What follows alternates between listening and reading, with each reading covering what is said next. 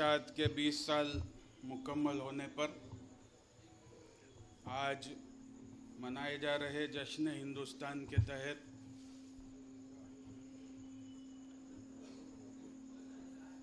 शहर में जिन लोगों ने सहाफ़त, अदब और तालीम में नुमायाँ खिदमत अंजाम दी है, ऐसे 20 मुंतखब अफराद को निशान हिंदुस्तान अवार्ड से नवाजने के लिए इस तकरीब का इनेकाद किया गया है।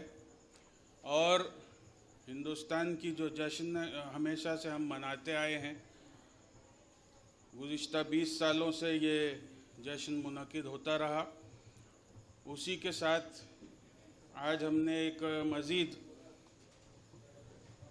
इजाफ़ा ये किया है कि बजाय गज़ल और कव्वाली के महफ़िल के मुकामी जो हमारे मुस्तनद और मोतबर शोराए कराम हैं, उनको मदऊ किया है कि वो अपने कलाम से हमें और अदब नवाज अफराद को महसूस करें।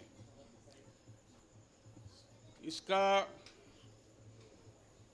जब शुरुआत हुई हिंदुस्तान की, तो मुझे खुशकिस्मती मेरी ये है कि मेरे उस्ताद, मेरे दोस्त और रहनुमा जिन्होंने मुझे कलम पकड़कर लिखना सिखाया, सरफराज आरजू साहब की पूरी तरह से हमें सरपरस्ती हासिल रही। और बम्बई से लेकर यहाँ तक का जो सफ़र है मेरा सहाफ़ती सफ़र, वो उन्हीं की जो तरबियत है और उन्हीं की जो रहनुमाई है उसमें जारी है। आज खुशकिस्मती है हमारी ये कि सरफराज आरजू साहब हस्बे रिवायत आज हमारे दरमियान मौजूद हैं। कल रात बम्बई में इतनी बारिश थी कि तकरीबन 8 घंटे वो ट्रेन के इंतज़ार में रेलवे प्लेटफॉर्म पर बैठे रहे और उसके बाद जब ट्रेन शुरू हुई तो उससे वो यहाँ पहुँचे। इस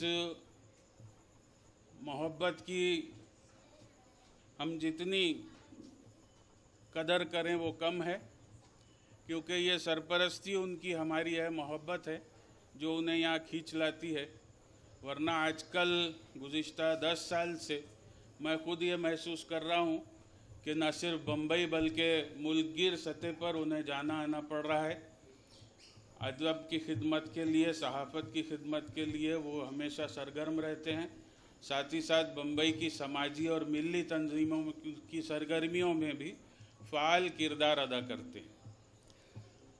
उसी के साथ जश्न हिंदुस्तान, जैसा मैंने अर्ज़ किया पहले कि यहाँ पर हम लोग इसको बम्बई से, हैदराबाद से, लखनऊ से, दिल्ली से, मुल्क के तमाम गोशों से बेहतरीन फ़नकार को बुलाकर यहाँ पर कव्वाली और गज़ल का प्रोग्राम हुआ करता था। लेकिन गुज़िश्ता 3 साल से इस प्रोग्राम को मुलतवी रखा गया था। पहला 2020 में खालिद अहमद साहब की कोशिशों से ही जश्न हिंदुस्तान ऑनलाइन मनाया गया था। पहली बार पूरी दुनिया ने इसको लाइव फेसबुक और दूसरे ज़राए अबलाग जो सोशल मीडिया के हैं उस पर देखा और पूरी तरह से उस जश्न में किसी तरह की कमी महसूस नहीं हुई कि वो कोई लाइव प्रोग्राम नहीं देख रहे, सामने बैठकर नहीं देख रहे। उसके बाद 21 में कोरोना का लॉकडाउन था, तो बिल्कुल प्रोग्राम यहाँ पर मुनक़िद करना क्या सोचना भी दुश्वार था। शहर के और मुल्क के हालात इस कदर बिगड़े हुए थे कि कोई तकरीब की इनेकाद की इजाज़त ही नहीं थी, तो इसलिए वो प्रोग्राम नहीं हुआ। और 21 में लॉकडाउन थोड़ा सी खुलने के आसार थे, लेकिन दोबारा जब लॉकडाउन लगा था तो उसके बाद हमने इसको महदूद पैमाने पर इसी हॉल में मुनक़िद किया था।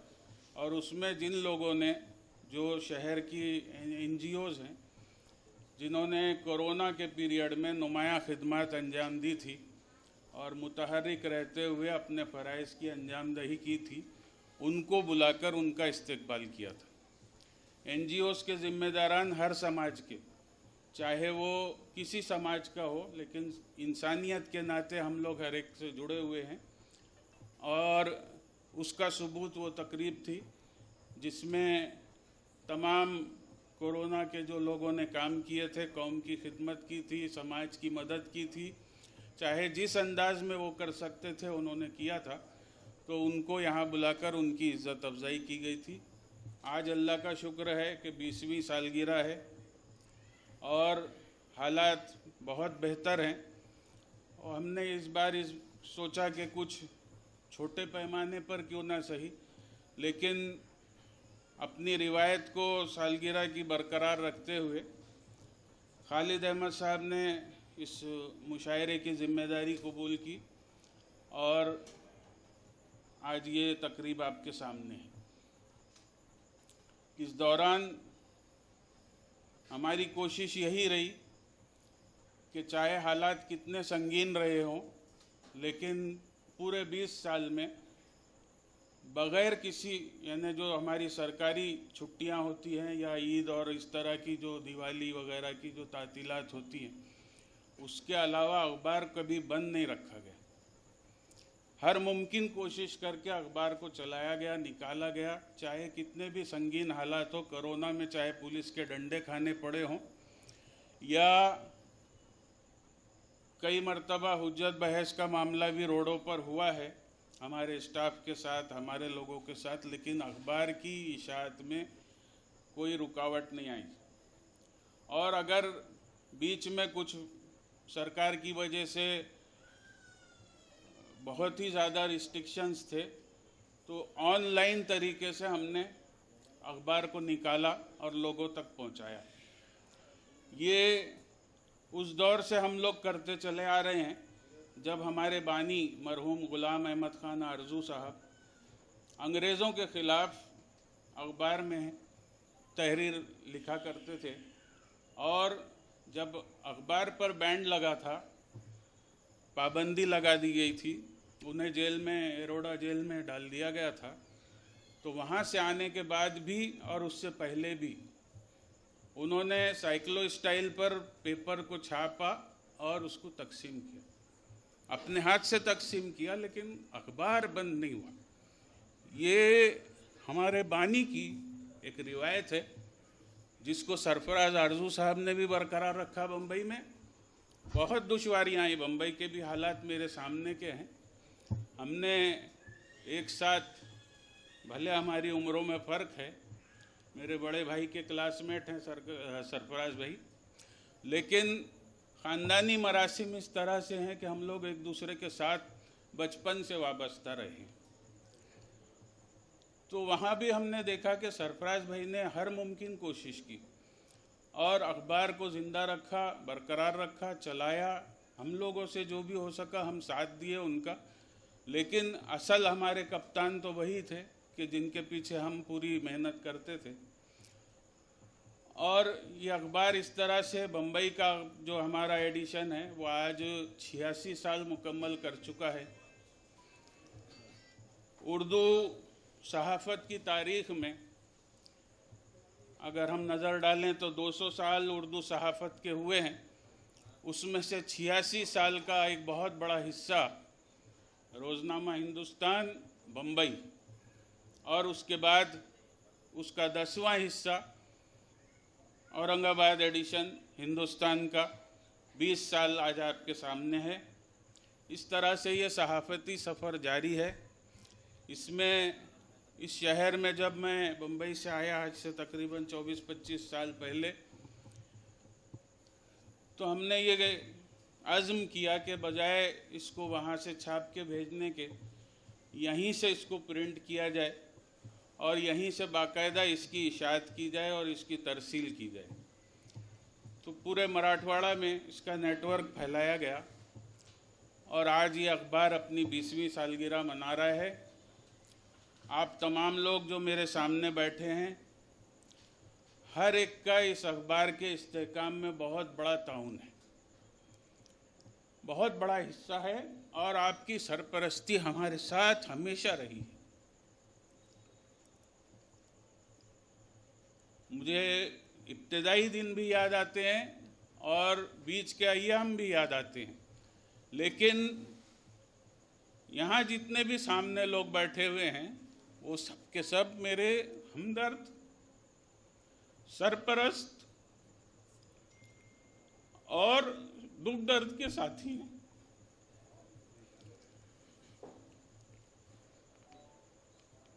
आप तमाम का इस तकरीब में इस्तकबाल है। मैं सरफराज आरजू साहब से गुजारिश करूंगा कि इस स्टेज पर आ जाएं और ताकि इस प्रोग्राम को हम बाज़ाब्ता तौर पर आगे बढ़ा सकें। इसमें ख़ास तौर पर मेरे साथ एक खुशकिस्मती ये रही कि हमारी पूरी फैमिली, मेरी अहलिया नूरुन्निसा, मेरा बेटा इरबास, हम लोगों ने शुरू से इस अखबार को संभाला और एक एक आदमी ने अपनी जिम्मेदारियों से आगे बढ़कर काम किया। तकरीबन आज भी 2-2, 3-3 लोगों का काम हम लोग करते हैं। जो लोग इस पेशे से वाबस्ता हैं या सहाफ़त को जानते हैं, रोज़ एक नई जंग लड़ना पड़ती है, रोज़ एक नया मसला सामने आता है और रोज़ नए हालात के मुकाबला आराई करते हुए अखबार को चलाना पड़ता है, जारी रखना पड़ता है। उस पर गम बालाए अलम ये कि सरकारी सतह से और अवामी सतह से भी कम ताउन मयस्सर होने के बावजूद इसकी जो रूटीन है उसको बरकरार रखना पड़ता है। अस्सलाम वालेकुम। हमारे बीच में उपस्थित हमारे बड़े भाई, जिनसे मैं कम से कम आरजू भाई 25 साल हो गए, तो आरजू भाई हमारे बीच में है। उनकी हमेशा हमारे सिर पे हाथ रहा और हमको हमेशा वो साथ देते रहे, क्योंकि आवाम का यदि कोई भी काम करना है तो जब तक पेपर का दिली तौर पे साथ ना हो तो हम उसको अंजाम नहीं दे सकते। इसी तरह से हमारे भाई नायब अंसारी साहब, उनकी मिसेस, उनके बच्चे, ये हमारा ऐसा अटूट रिश्ता रहा और बेलोज रहा। मैं समझता हूँ कि सबसे पहले जिस तरह से उन्होंने हमेशा हमारा साथ दिया, मैं उसके लिए उनका शुक्रगुजार हूँ। और सबसे पहले मैं जो रोज़नामा हिंदुस्तान का औरंगाबाद का अंक है, उसका आज 20वीं जो सालगिरह है, उसका बहुत बहुत मुबारक देता हूँ। आरजू साहब ने 86 साल अभी बताया कि हिंदुस्तान बम्बई को 86 साल हो गए। ये भी एक बहुत बड़ी रिकॉर्ड की बात है। इस तरह से पेपर को आज की स्थिति के अंदर चलाना, मैं समझता हूँ बहुत मुश्किल बात है। हमारे बुज़ुर्गों ने हमको 2-3 बातें ही सिखाई थी। एक तो ये है कि वो पथ क्या, पथिक कुशलता क्या, जिस पथ में बिखरे शूल ना हो, नाविक की धैर्य कुशलता क्या, जब धाराएं प्रतिकूल ना हो। उल्टी हवाएं हों, उल्टा माहौल हो, उसके अंदर जो रास्ता निकाल के ले जाता है, वही असली मर्द है, वही असली इंसान है। तकलीफें आती रहती हैं। आज जिस तरह का माहौल चल रहा है पूरे हिंदुस्तान के अंदर, उसमें हमारे गुरु महाराज ने पहले ही बोल दिया था कि उसमें चलो, अव्वल अल्लाह नूर पाए, कुदरत के सब बंदे, एक नूर से जग उपजा, कौन भले कौन मंदे। ये पूरी एक नूर से दुनिया जो है उपजी है। अल्लाह एक है, उसको किसी रूप में भी आप समझ लीजिए। कोई कुछ उसका नाम देता है, कोई कुछ देता है, लेकिन अल्लाह एक ही है। उसको सबने हमारे जो गुरबानी है, हमारा जो गुरु ग्रंथ साहब है, उसके अंदर में कितनी बार उसका उल्लेख है। जो स्वर्ण मंदिर है उसकी नींव किसने रखी? मियां मीर ने रखी। ये क्योंकि क्या है, इस तरह का इत्तेफाक था कि हम लोग पेशावर के रहने वाले, तो वहाँ पे लोगों ने जब मस्जिद में जाना, नमाज पढ़नी और दुआ पढ़नी, तो दुआ में क्या बोलना? या खुदा खर्च बढ़ा, या खुदा खर्च बढ़ा। तो हमारे जो हिंदू लोग थे वो बोलते थे कि भाई हमारा कोई आदमी लॉटरी मांगता है, कोई मकान मांगता है, कोई औलाद मांगता है, कोई शादी मांगता है, कोई कुछ मांगता है, आप भी ऐसा क्यों बोलते हैं? तो उस टाइम में हिम्मत नहीं होती थी बुजुर्गों से पूछने की कि भाई ऐसी बात क्यों है। तो जब एक बार हुआ, दोबारा हुआ, तिबारा हुआ, तो हमारे वालिद के वालिद थे, उन्होंने उनसे पूछा कि चचा आप जो ये बात बोलते हो, वाकई आप खर्चा बढ़ा ऐसी बात बोलते हो? बोलते हाँ मैं यही बोलता हूँ। तो बोलते हैं कि भाई देखो बेटा, तुम्हारे को खर्चे के लिए कितने पैसे मिलते हैं? तो बोलते एक आना। वो भी बड़े बड़े राय बहादुर के बच्चों को एक आना मिला करता था। तो बोले बेटा तुम्हारा खर्चा कितना होता है? बोले कभी एक आना होता है, कभी वो भी नहीं होता है। तो बोले फर्ज करो तुम सुबह घर से निकलो और जो है एक आने की जगह तुमने एक आना दूसरे से उधार लिया और 2 आना खर्चा किया, तो जब दूसरे दिन निकलोगे घर से तो आप 3 आने की फिराक में रहेंगे। तो जैसे जैसे तुम्हारे अखराजात बढ़ते हैं उसी तरह से तुम्हारे आमदनी के रास्ते खुदा अपने आप मुहैया कराता है। आप अकीदा रखो, अकीदा यदि आपका मजबूत है तो खुदा आपकी हर उस शय को मंजूर करेगा, उसको देगा, आपको फराम करेगा। ये अपना हम लोग क्या होता है कि इंसान अपने आप को बड़ा समझने लगता है, अपने आप को बड़ा पैसे वाला, कोई बाजू वाला समझने लगता है, उस वजह से ये दिक्कत आती है।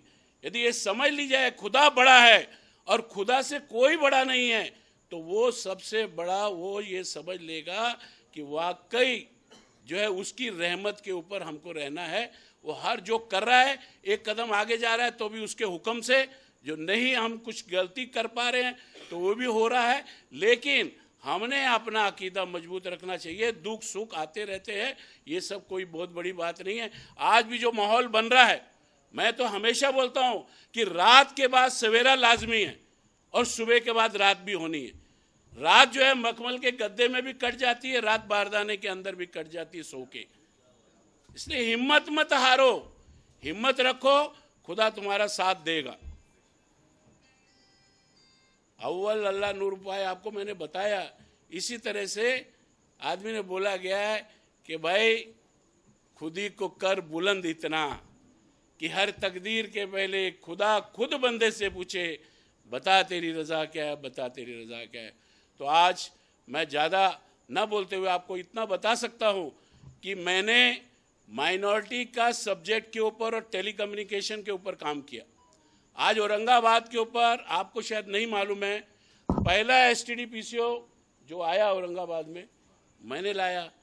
पहली जो टेलीफोन की एक्सचेंज आई, ये जो इलेक्ट्रॉनिक सिस्टम था, हम लोग उसकी हिस्ट्री आज यहाँ बताने का टाइम नहीं है, लेकिन वो भी हमने लाया। उसके बाद पेजर लाए, उसके बाद मोबाइल जो पहला आया औरंगाबाद का AT&T मैंने लाया। हम कोई खासदार आमदार नहीं थे जिसकी वजह से हमारे को बहुत बड़ा कोई नाम मिल जाता, लेकिन हमको खुदा ने इतना इकबाल दिया, इतनी इज्जत दी कि हम लोगों के दिलों में रह के हमने काम किए करने की हमारे को जो है हिम्मत बनी। आज मैं ये समझना चाहता हूँ कि माइनॉरिटी का जो काम है उसको आगे ले जाने की ज़रूरत है। और हम लोग हिंदुस्तान के अखबार को जो जिस डिफ़िकल्टी के साथ में उन्होंने इसको आज तक अंजाम किया है, आगे भी हम लोग सब उनके साथ में हैं। ये बोलते हुए मैं अपने 2 शब्द समाप्त करता हूँ और मैं अंसारी साहब का यहाँ थोड़ा सत्कार करना चाहता हूँ। नहीं।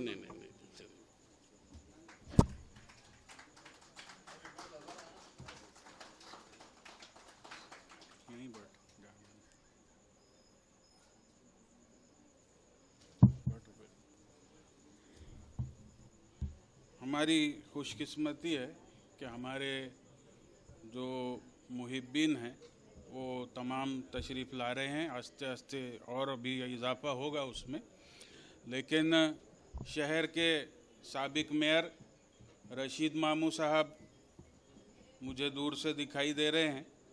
आप स्टेज पर तशरीफ़ ले आएँ। साथ ही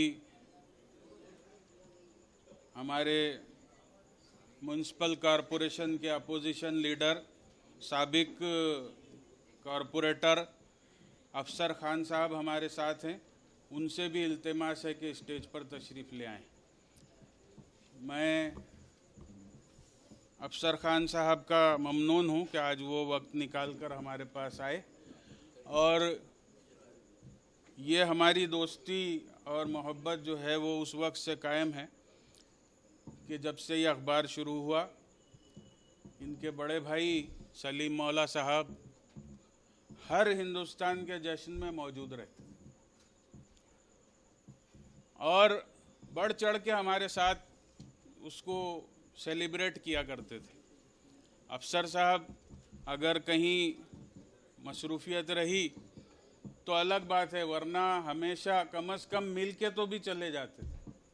मैं अफसर भाई से गुजारिश करूंगा कि वो 2 मिनट में अपने नेक ख्वाहिशात का इजहार करें।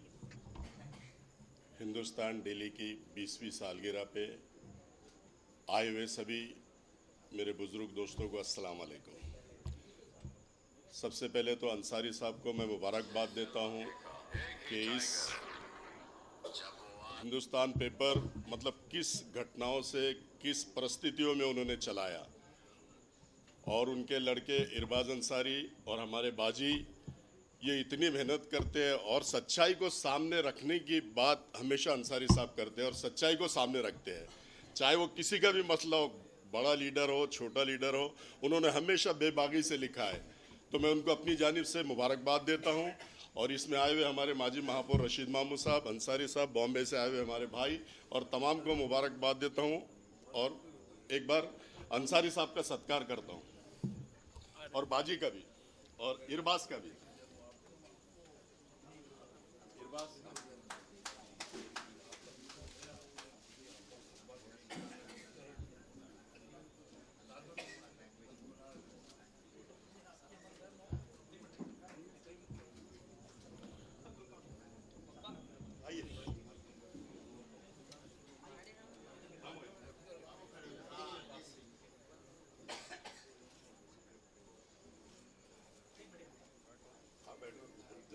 साबिक मेयर रशीद मामू साहब हमारे दरमियान हैं।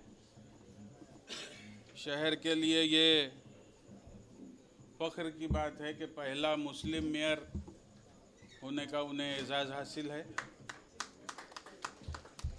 मैं उनसे इल्तिमास करूंगा कि वो अपने ख़यालात का इजहार फरमाएं। आज हिंदुस्तान पेपर की सालगिरह में आए हुए फराद साहब, अंसारी साहब, हमारे महाराज ढिल्लन साहब, हमारे अपोजिशन लीडर मेरे छोटे भाई अफसर खान साहब, और तमाम चाहने वाले नवाब पटेल वकील साहब भी बैठे हुए, खालिद अंसारी साहब, सबके नाम ना लेते हुए, बड़ा अच्छा एक प्रोग्राम 20 साल पहले भी मैं इसमें था। और मेरी एक आदत है, वो इकबाल भाई से मैं इतनी मोहब्बत करता हूँ, काट आओ मत आओ, मैं हर प्रोग्राम में शरीक होता हूँ, क्योंकि उनकी मेहनत मुझे बड़ी अच्छी लगती है। और साथ ही साथ मुझे एक फ़ख्र भी है कि करोड़पति है। करोड़पति इसलिए कि उनकी एक औलाद है, बड़ी नेक औलाद है। जिसकी औलाद अच्छी हो करोड़पति, दौलत की ज़रूरत नहीं है, औलाद अगर अच्छी हो तो करोड़पति है।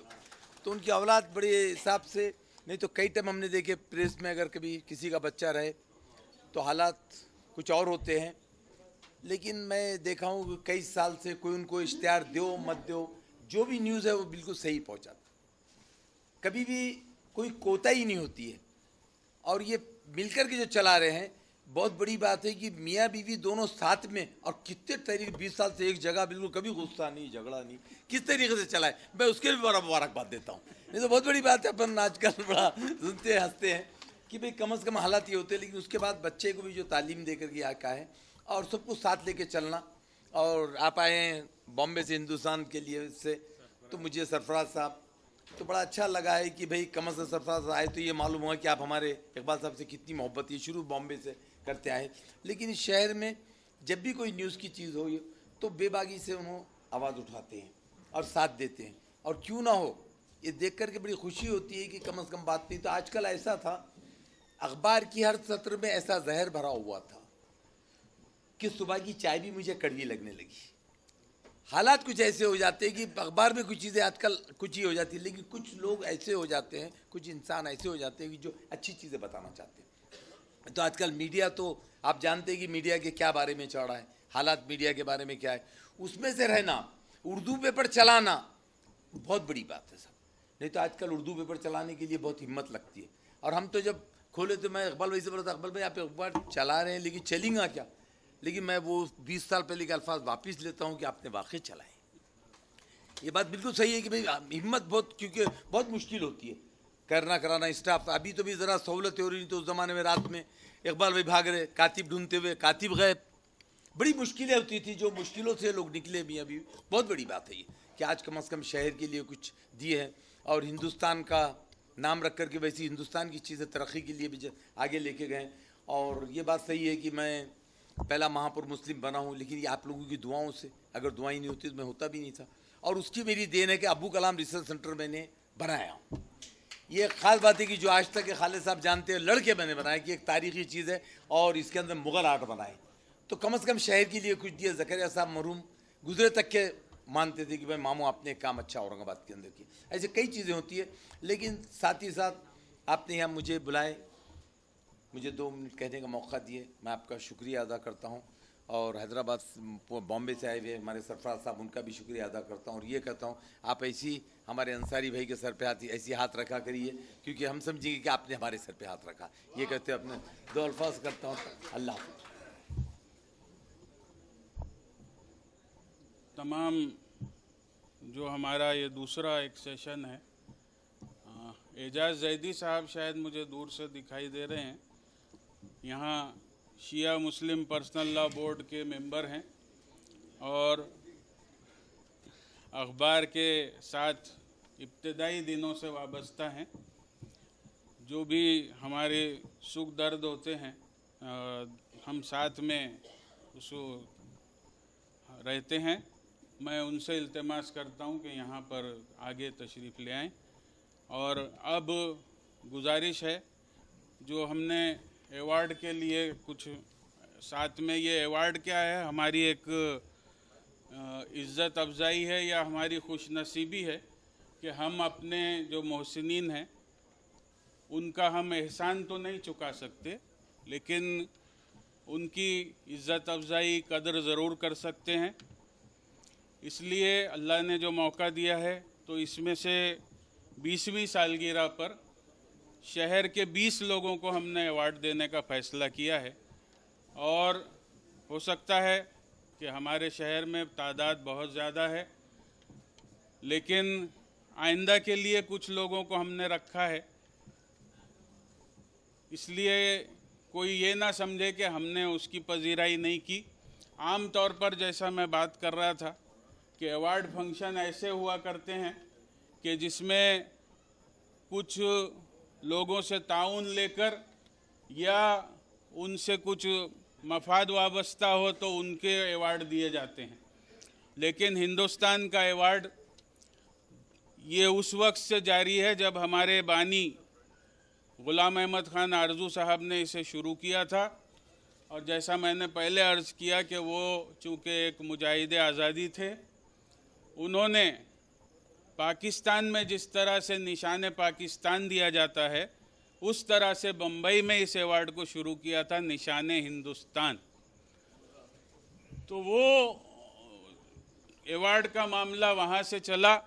सरफराज भाई ने जितने, चाहे हमारी 25वीं सालगिरह हो, 50वीं सालगिरह हो, यहाँ पर कुछ लोग मौजूद हैं, अबू बकर भाई हैं, खालिद अहमद हैं और कई लोग हैं जो उन प्रोग्रामों में रहे। 75 साला प्रोग्राम भी हुआ, उसमें कई मायानाज कायदीन आए थे, तो उसमें भी हमने इस सिलसिले को जारी रखा था।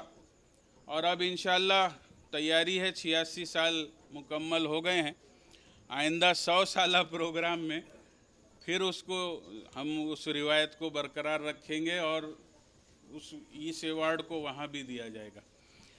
तो मैं, चूँकि हमारे बड़े भाई खालिद सैफुद्दीन साहब का हुक्म है कि कुछ लोग सरफराज साहब का इस्तकबाल करना चाह रहे हैं, और हमारी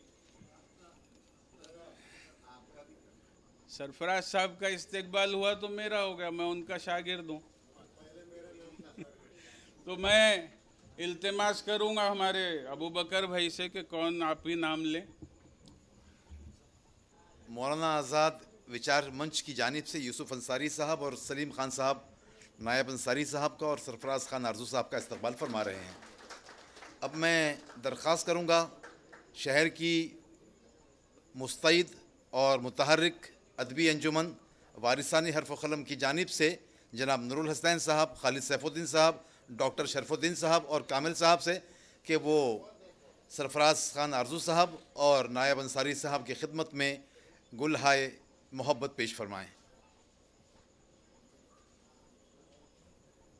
जनाब मुंतजिब चिश्ती साहब भी इस वफ्द में शामिल हैं।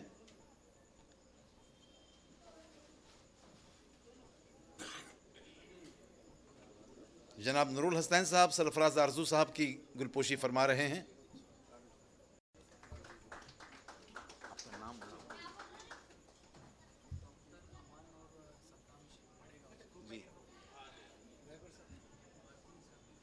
जी एक मिनट। पड़ेगांव से डॉक्टर सद्दाम, डॉक्टर अमान और सद्दाम शेख साहब,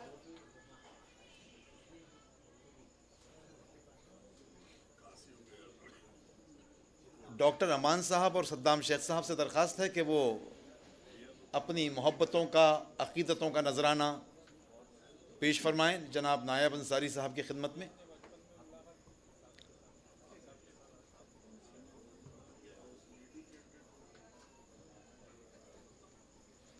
डॉक्टर अमान साहब और सद्दाम शेख साहब गुलपोश इस्तकबाल कर रहे हैं जनाब नायब अंसारी साहब का, और डॉक्टर अमान शेख साहब नजराने गुल पेश फरमा रहे हैं सरफराज आरजू साहब और नायब अंसारी साहब की खिदमत में।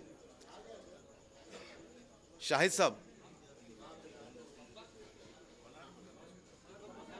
अब जनाब अब्दुल वहीद साहब, हमारे शहर की मारूफ शख्सियत, साबिक वज़ीर अब्दुल अज़ीम साहब के बिरादर खुर्द जनाब अब्दुल वहीद साहब ने अपनी मोहब्बतों का नजराना नायब अंसारी साहब की खिदमत में पेश किया है। अब्दुल्ला खान साहब मार्कोनी तशरीफ़ ला रहे हैं और वो भी अपनी मोहब्बतों का नजराना पेश फरमा रहे हैं। नायब अंसारी साहब की खिदमत में अपना नजराना पेश किया है अब्दुल्ला खान साहब मार्कोनी ने। अब सरफराज खान आरजू साहब की खिदमत में वो अपनी अक़ीदतों का नजराना पेश फरमा रहे हैं।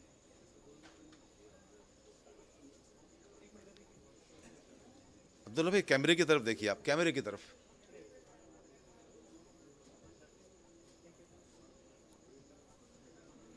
अब मैं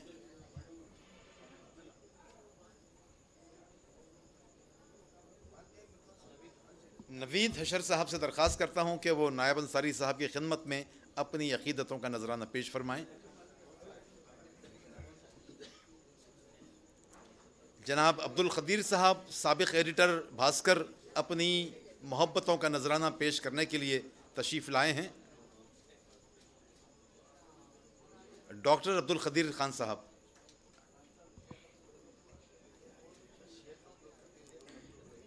जी डॉक्टर शेख अब्दुल रहीम साहब, अब्दुल खदीर साहब, खान शमीम साहब ने भी मुआनिका किया है सरफराज खान साहब से और नायब अंसारी साहब से।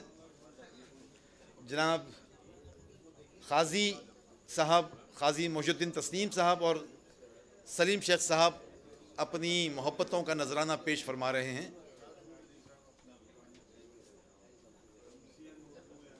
शमीम भाई ज़रा बाजू हो जाइए आप।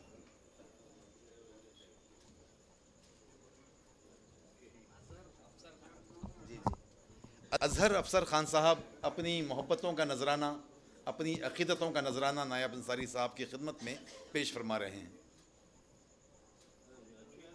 सरफराज खान आरजू साहब अपनी शफ़क़तों और मोहब्बतों का इजहार करते हुए इरबाज़ अंसारी की खिदमत में गुलहाए मोहब्बत पेश फरमा रहे हैं। और इसी तरह अपनी भाभी, अपनी बहन नूरुन्निसा साहब की खिदमत में भी उन्होंने गुलहाए मोहब्बत पेश किया है, गुलहाए शफ़क़त। जी, नज़ीफ़ आरजू की खिदमत में जनाब नायब अंसारी साहब अपनी मोहब्बतों का नजराना पेश फरमा रहे हैं। नज़ीफ़ खान साहब सरफराज आरजू साहब के साहबजादे हैं, उनकी खिदमत में नायब साहब अपनी मोहब्बतों का नजराना पेश फरमा रहे हैं। और अब मैं आप तमाम की जानिब से सरफराज खान साहब की खिदमत में अपनी अक़ीदतों का नजराना पेश कर रहा हूँ।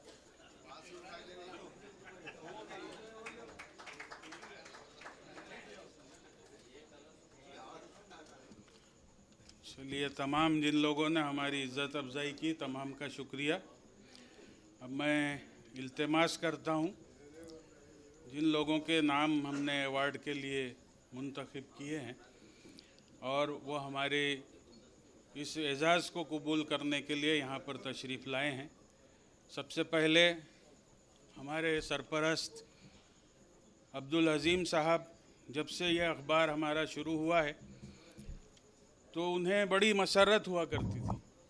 अक्सर मेरा पहले दफ्तर बुड्डी लेन में था, तो वो जब कार से गुज़रते थे तो अंदर से अखबार ऐसा दिखाते थे मुझको, और उन्होंने अपनी तमाम मुझसे ये कहा था कि मेरी जितनी भी स्कूलें हैं, आज हमें इस बात का फ़ख्र है कि तकरीबन साल में 5 से 7 हज़ार बच्चे इनकी स्कूलों से पढ़कर बाहर निकलते हैं, और प्राइमरी से लेकर जूनियर कॉलेज तक, डीएड और बीएड कॉलेज तक की शुरुआत हो चुकी है। टेक्निकल स्कूल भी है, आईटीआई है। इस तरह से इस इदारे ने जो उर्दू की खिदमत अंजाम दी है, हमारे मुस्लिम समाज की खिदमत अंजाम दी है, उसके मुकाबले में हमारा एजाज़ तो बहुत कम है, लेकिन आज उसको कबूल करने के लिए अब्दुल वहीद साहब हमारे दरमियान मौजूद हैं।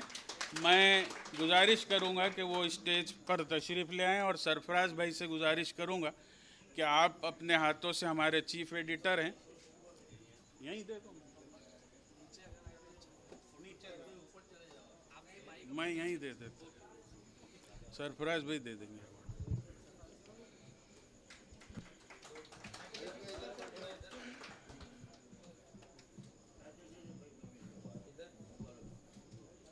अब्दुल वहीद साहब ने general secretary Urdu education society की जब से जिम्मेदारियां संभाली हैं, तो हम देखते हैं कि सुबह से शाम तक वहीद साहब इदारे में मौजूद रहते हैं, और जो भी मसले मसाइल हैं, तालीमी सरगर्मियां हैं, उसकी खुद निगरानी करते हैं। आम तौर पर इतना बड़ा इदारा किसी एक आदमी के तहत चलाना बहुत मुश्किल है, लेकिन इस उम्र में भी सुबह से शाम तक मैं खुद इसका गवाह हूँ कि वहीद साहब वहाँ पर मौजूद रहते हैं और पूरे कामकाज को अपनी निगरानी में चलाते हैं। बहुत बहुत शुक्रिया वहीद साहब। अगर आप अपने तासुरात कुछ पेश करना चाहें तो। इसके बाद हमने नाम रखा था MM शेख साहब का, जिनके इस इदारे में इस शहर में कई स्कूलें हैं, और उन्होंने भी जब से ये हिंदुस्तान हमारा यहाँ से शाये हो रहा है और बम्बई से हमारे उनके मरासिम रहे हैं, हमेशा अखबार का साथ दिया है। लेकिन वो उनका पैगाम मुझ तक पहुँच चुका है कि चूँकि ये सियासी हालात कुछ बिगड़े हुए हैं, इसलिए वो बम्बई में हैं, आने के बाद वो मुलाकात करेंगे। इसके बाद अब्दुल गफ्फार कादरी साहब, जो अंजुमन इशात तालीम के सदर हैं, आज गालिबन वो अपनी सालगिरह मना रहे हैं। इस अखबार की सालगिरह के साथ कई लोगों की सालगिरह हुआ करती है। शहर में डॉक्टर गफ्फार कादरी साहब हैं, हो सकता है उन्होंने मुझसे वादा किया है ताख़ीर से आऊँगा, लेकिन आऊँगा, बाद में आएंगे। प्रिंसिपल डॉक्टर मखदूम फारूकी साहब, डॉक्टर रफ़ीक ज़करिया कॉलेज के प्रिंसिपल वीमेंस नौखंडा अगर तशरीफ़ लाए हों तो यहाँ आ जाएं। मेरे ख्याल में वो भी नहीं आ सके। सर सैयद कॉलेज की रूह रवां तिलावत अली साहब के बाद जिन्होंने सरगर्मी के साथ उस इदारे की भागदौड़ संभाली है, शमामा परवीन साहिबा, वो आउट ऑफ हैं। अगर सर सैयद कॉलेज से कोई उनका नुमाइंदा हो तो वो आकर अवार्ड ले सकता है। इसी तरह एक इदारा अभी हाल में हमने उसको देखा कि बहुत तेज़ी के साथ अपनी जगह बनाते हुए वो शहर में आगे बढ़ रहा है, और शहाब अफसर ख़ान साहब ने बैरूनी ममालिक से, गल्फ़ कंट्रीज़ से यहाँ जब तशरीफ़ वापस लाए, उनकी जब यहाँ पर वापस आए तो उसके बाद से विंचेस्टर स्कूल को एक नए तर्ज पर यहाँ पर शुरू किया है, और उनका जो सिस्टम है वो वाकई देखने के लायक है। उर्दू के बहुत हमारे पुराने मरासिम इसलिए हैं कि इनके बड़े भाई हमारे साथ अहमद मोहिद्दीन हकम साहब के साथ हमारे पास आया करते थे, और आज खुशकिस्मती है कि वो हमारे दरमियान हमारी दावत पर यहाँ हैं। डॉक्टर शहाब अफसर ख़ान साहब।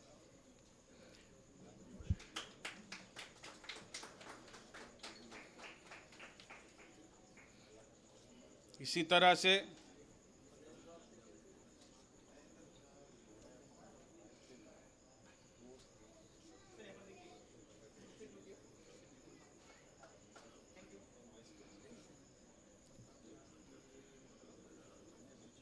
म्यूनसिपल कॉरपोरेशन की मुलाजमत हो या अदबी सरगर्मियाँ हो, सियासी महाज हो या समाज का कोई काम हो, एक शख्स हमेशा मुतहरिक मुझे शहर में दिखाई देता है जिसका नाम खालिद सैफुद्दीन है। मैं इल्तिमास करूँगा वारिसान हर्फ व कलम के जनरल सेक्रेटरी और रूह रवां, ये इदारा अदबी सरगर्मियों को बहुत खूबी के साथ अंजाम दे रहा है, और अदब में औरंगाबाद का नाम पूरी दुनिया में पहुंचा रहा है। जश्न नूरुल हुसनैन के तहत अब तक तकरीबन 150 से ज़ायद प्रोग्राम 2 साल में मुनक्किद हो चुके हैं। ये अपने आप में एक कारनामा, एक रिकॉर्ड है। मैं खालिद सैफुद्दीन साहब से इल्तिमास करूंगा कि न सिर्फ वो अवार्ड को कबूल करें, बल्कि अगर चाहें तो अपने तासुरात भी यहाँ 2 मिनट में पेश कर सकते, बाद में करेंगे, है ना।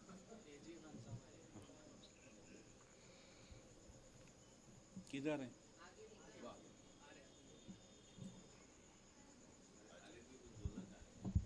बुलाए ना, मैं बोला क्यों? मैं रोज़नामा हिंदुस्तान का तहे दिल से शुक्रिया अदा करता हूँ, और ये आज जो इस्तकबाल किया गया है, मैं इसका क़ाइल नहीं हूँ, लेकिन नायाब भाई से जो मोहब्बतें हैं उसमें मैं इनकार नहीं कर सका, और मुझे अभी तक नहीं मालूम था कि मुझे ये निशान हिंदुस्तान दिया जाने वाला है। दोस्तों, वाकई जश्न नूरुल हुसनैन आइंदा 5 जुलाई को अपना 151वां प्रोग्राम मनाने वाला है। प्रोग्राम बड़े हों या छोटे हों, एक मौका तो वारिसान हर्फ व कलम ने शहर के लोगों को ये इनायत फरमाया है कि वो 150 मरतबा मिलकर एक साथ एक जगह बैठ सके। हम ये चाहते हैं कि इंटेलेक्चुअल तबक़ा, तालीमी तबक़ा, ये आपस में बग़ैर किसी सियासी पार्टी मसलक के झगड़ों से ऊपर उठकर अपने आपस में इत्तेहाद व इत्तेफाक पैदा करें, और हम इसमें बेहद कामयाब हो चुके हैं। एक खुशखबरी मैं आपको ये भी सुना दूं कि इसके अलावा हमारी जो ऑर्गेनाइजेशंस काम करती हैं वो है महाराष्ट्र ग्रेजुएट फोरम, जिसके तहत मराठवाड़ा के 8 अजला में हमारे 12,500 पेपर्स हैं। ये अल्लाह का करम है। तो ये एक नई पहल है। इंशाअल्लाह हम तो रहेंगे नहीं रहेंगे, लेकिन ये जो नौजवान बच्चे यहाँ बैठे हमसे जो वाबिस्ता है, उनसे ये गुजारिश है कि वो ज़मीन में अपनी पहले जड़ें मजबूत कर लें। अगर हम हमारी जड़ें मजबूत कर लेंगे तो हम सायेदार दरख्त भी बन सकते हैं, लोगों को फल भी दे सकते हैं और साया भी फराहम कर सकते हैं। शुक्रिया।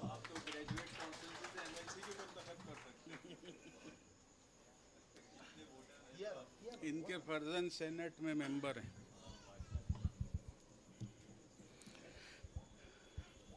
इसी तरह से शहर में अरबी तालीम और तदरीस, यानी हमारे जो उर्दूदा तबका है उसको उस तालीम से जोड़ने वाले, अरबी की ग्रामर के साथ सिखाने वाले, मैंने खुद उनकी कई क्लासेस अटेंड किया है। इसलिए मुझे मालूम है कि शहर में मैंने अरबी पर इतना उबूर किसी को देखा नहीं। शायद मेरे मालूमात में कमी हो, लेकिन एक वो शख्स जो पेशे से बिल्डर रहा हो और उसने शहर में हाउसिंग का, सोसाइटी का एक कंसेप्ट जो है उसको आम किया, उसके बाद इस शहर में मॉल कल्चर को मुतारिफ़ किया। आज सिटी मॉल उनकी शाहकार यहाँ पर मौजूद है। अब्दुल्ला मार्कोनी साहब से मेरी इल्तिमास है कि वो आएँ और अपना अवार्ड कबूल करें। ये हमारे गुज़िश्ता जब से मैं यहाँ पर हूँ, मेरे बड़े भाई के तौर पर मेरे साथ रहते हैं। मेरा जो भी मामला है उसमें मेरे साथ मेरा खड़े रहते हैं और हमारे साथ जुड़े हुए हैं, घर के हमारे आदमी हैं।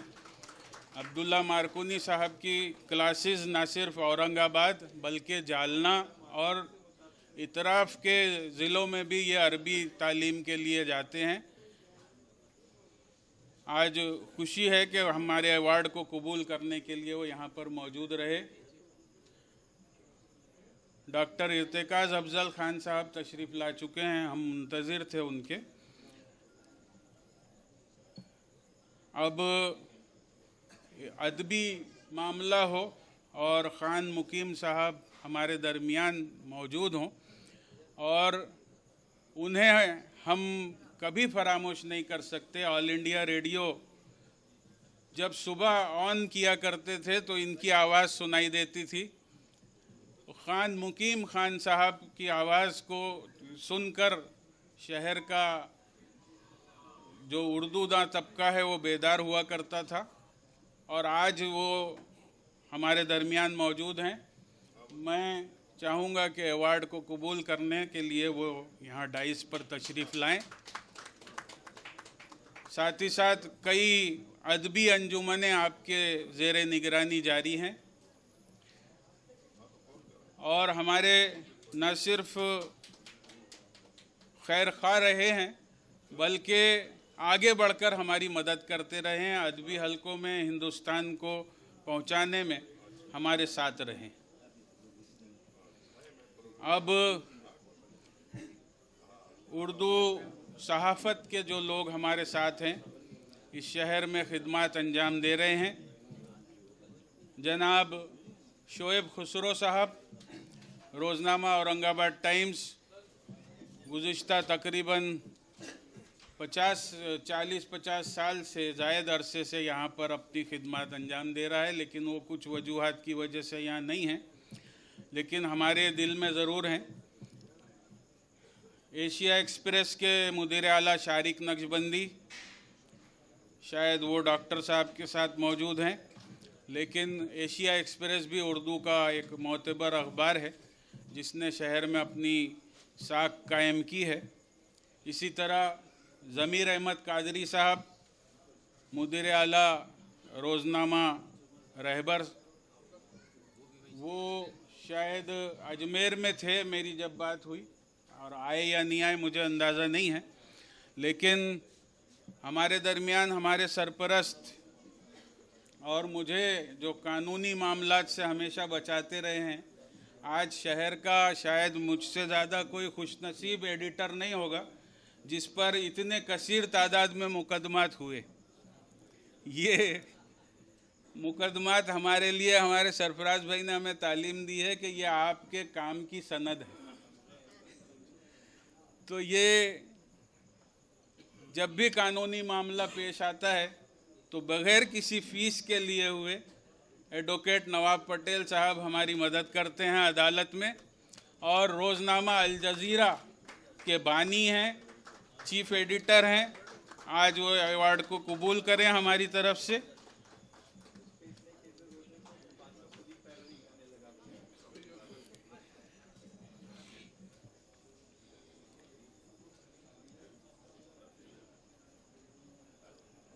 हफ्त रोज़ा एक बहुत बेहतरीन हमारे पास शाये हुआ है और पाबंदी के साथ अपनी खिदमत उर्दू के अंजाम दे रहा है। अब्दुल वाहिद फारूकी वाहिद कलाम, ये पेशे से फ़ोटोग्राफ़र थे, लेकिन इन्होंने फ़ोटोग्राफ़ी के साथ एक उर्दू अखबार को भी शुरू किया, हफ्त रोज़ा, और उसे मुसलसल पाबंदी के साथ शाये करते हैं, उर्दू की खिदमत करते हैं।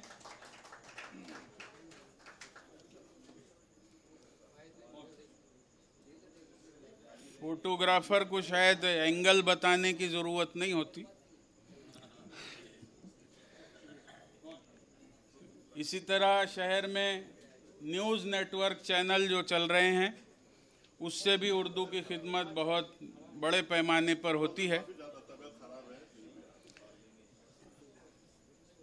MCN उर्दू न्यूज़ के रूह रवां काजी मोहिउद्दीन साहब हमारे दरमियान हैं।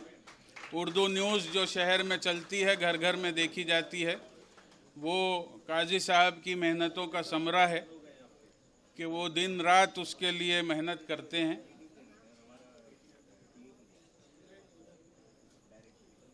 इसी तरह से एक और न्यूज़ नेटवर्क चैनल हमारे पास है, ADN।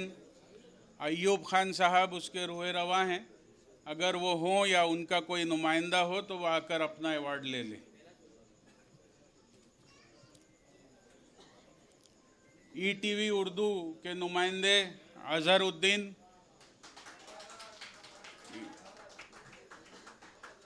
ETV उर्दू के नुमाइंदे अजहरुद्दीन कौमी मीडिया में यहाँ औरंगाबाद की तकरीबन हर सरगर्मी को ये कवर करते हैं और तो उर्दू की खिदमत में लगे रहते हैं।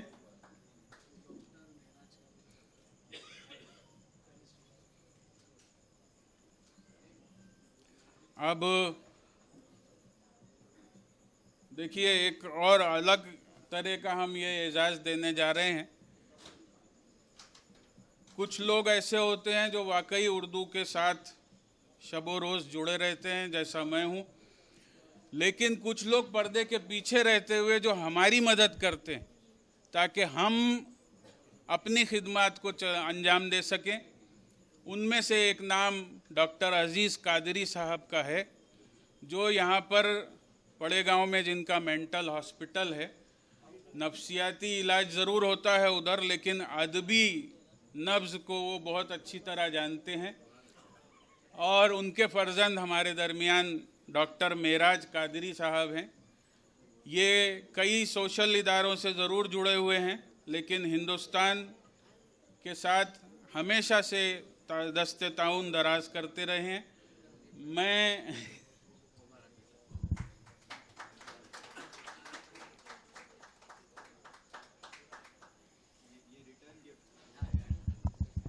अजीज़ कादरी साहब की चूँकि उम्र ज़्यादा है और अलालत की वजह से नहीं आए, लेकिन मेराज साहब यहाँ तशरीफ़ लाए, हमारा एजाज़ कबूल किया, हम उनके शुक्रगुज़ार हैं। इसी के साथ अब जो हमारे शहर के ज़िम्मेदारान हैं, मैं डॉक्टर इर्तिकाज़ अफजल साहब से ख़ास तौर पर गुजारिश करूँगा कि सरफराज भाई के साथ आप भी ज़रा हाथ बटाएं, क्योंकि अब मामला आ रहा है अदब का। तो अदब के लिए अदब का ही आदमी साथ रहे तो बेहतर है। हमारे चीफ एडिटर साहब के साथ जनाब नूरुल हसनैन साहब, जिनका जश्न मनाया जा रहा है और जो आलमी सतह पर एक मारूफ फिक्शन निगार के तौर पर जाने पहचाने जानते हैं और हमारे दरमियान मौजूद हैं, उनको अवार्ड के लिए हमने सेलेक्ट किया है।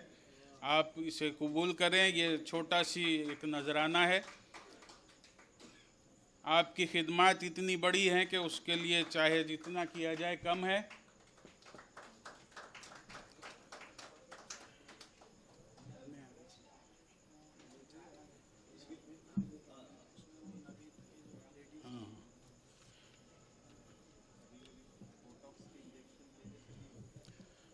इसी तरह से एक मुअल्लिमा हैं हमारे दरमियान जो उर्दू स्कूल में टीचर हैं, लाल बहादुर शास्त्री स्कूल, मोहतरमा खान शाफिया सुल्ताना साहिबा।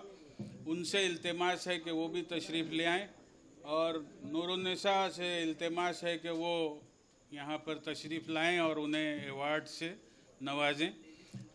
अब्दुल वहीद अपने डॉक्टर इर्तिकाज़ अफजल साहब के साथ ये उर्दू मुअल्लिमा हैं, उर्दू स्कूल में तदरीस तालीम खिदमत अंजाम दे रही हैं।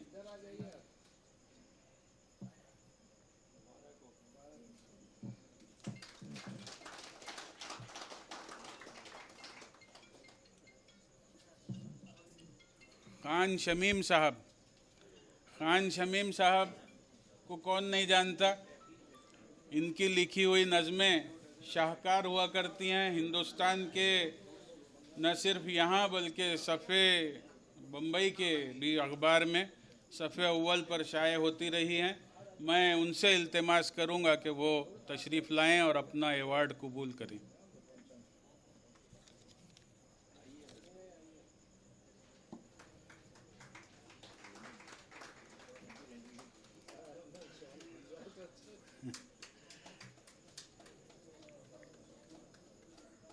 डॉक्टर असलम मिर्ज़ा साहब हमारे दरमियान हैं। नूरुल हुसनैन साहब जिस तरह से हमारे साथ शुरू से रहे, अभी उन्होंने अपनी एक किताब में भी लिखा है कि उनकी शुरुआत जो है, पहला मजमून हिंदुस्तान में शाये हुआ था बम्बई के। उसी तरह से असलम मिर्ज़ा साहब का भी मजमून हमारे पास शाये होता रहा बम्बई में और आज खुशकिस्मती है कि वो इस अवार्ड को कबूल करने के लिए हमारे दरमियान हैं। उर्दू अदब, तालीम, तदरीस, साथ ही साथ कोर्ट, तमाम तर खूबियों को बहुत अच्छी तरह से अंजाम देते हैं। न सिर्फ शायर अच्छे हैं बल्कि मुसन्निफ़ भी अच्छे हैं, अदीब भी अच्छे हैं, जिनको पूरे रियासत में एक अहम मकाम हासिल है। डॉक्टर इकबाल मिन्ने, डॉक्टर इकबाल मिन्ने की खुसूसियत ये है कि इन्होंने उर्दू और मराठी के साथ जो तालमेल को जोड़ा है वो इनका ही एक खासा है। उर्दू को मराठी के साथ वाबस्ता करने, मराठी साहित्य सम्मेलन हर साल ये करवाते हैं और फ़ख्र होता है कि उसके ऑर्गेनाइज़र और सदर के तौर पर हमारे इकबाल मिन्ने साहब का नाम सामने आता है।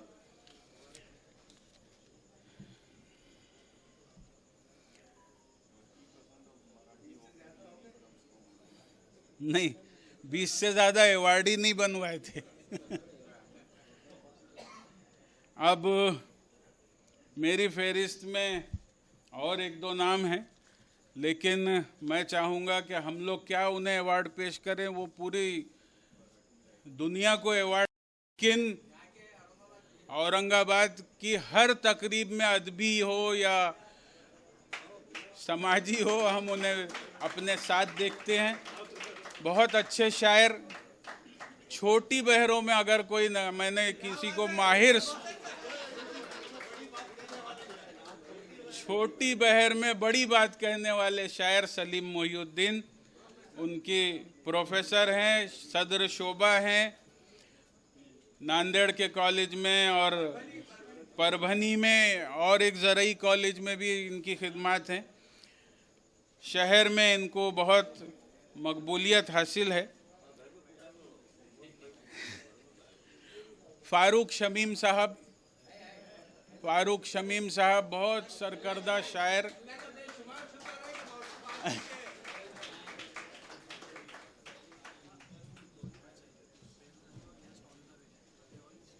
लेके दे दी।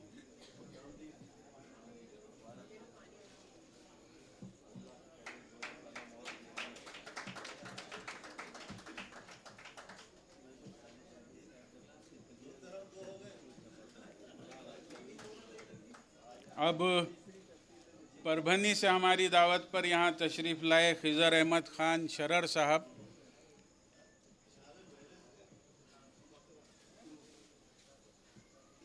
मेहमान शायर ज़रूर हैं, लेकिन हमारे अपने हैं, हमारे करीबी दिल में हैं, उर्दू के खादिम हैं, शायर हैं, इसलिए हमने इन्हें भी एजाज़ से नवाजने का फ़ैसला किया है। खिज़र अहमद ख़ान शरर। अब ये एक रस्म, दूसरा जो दौर था वो ख़त्म हो रहा है।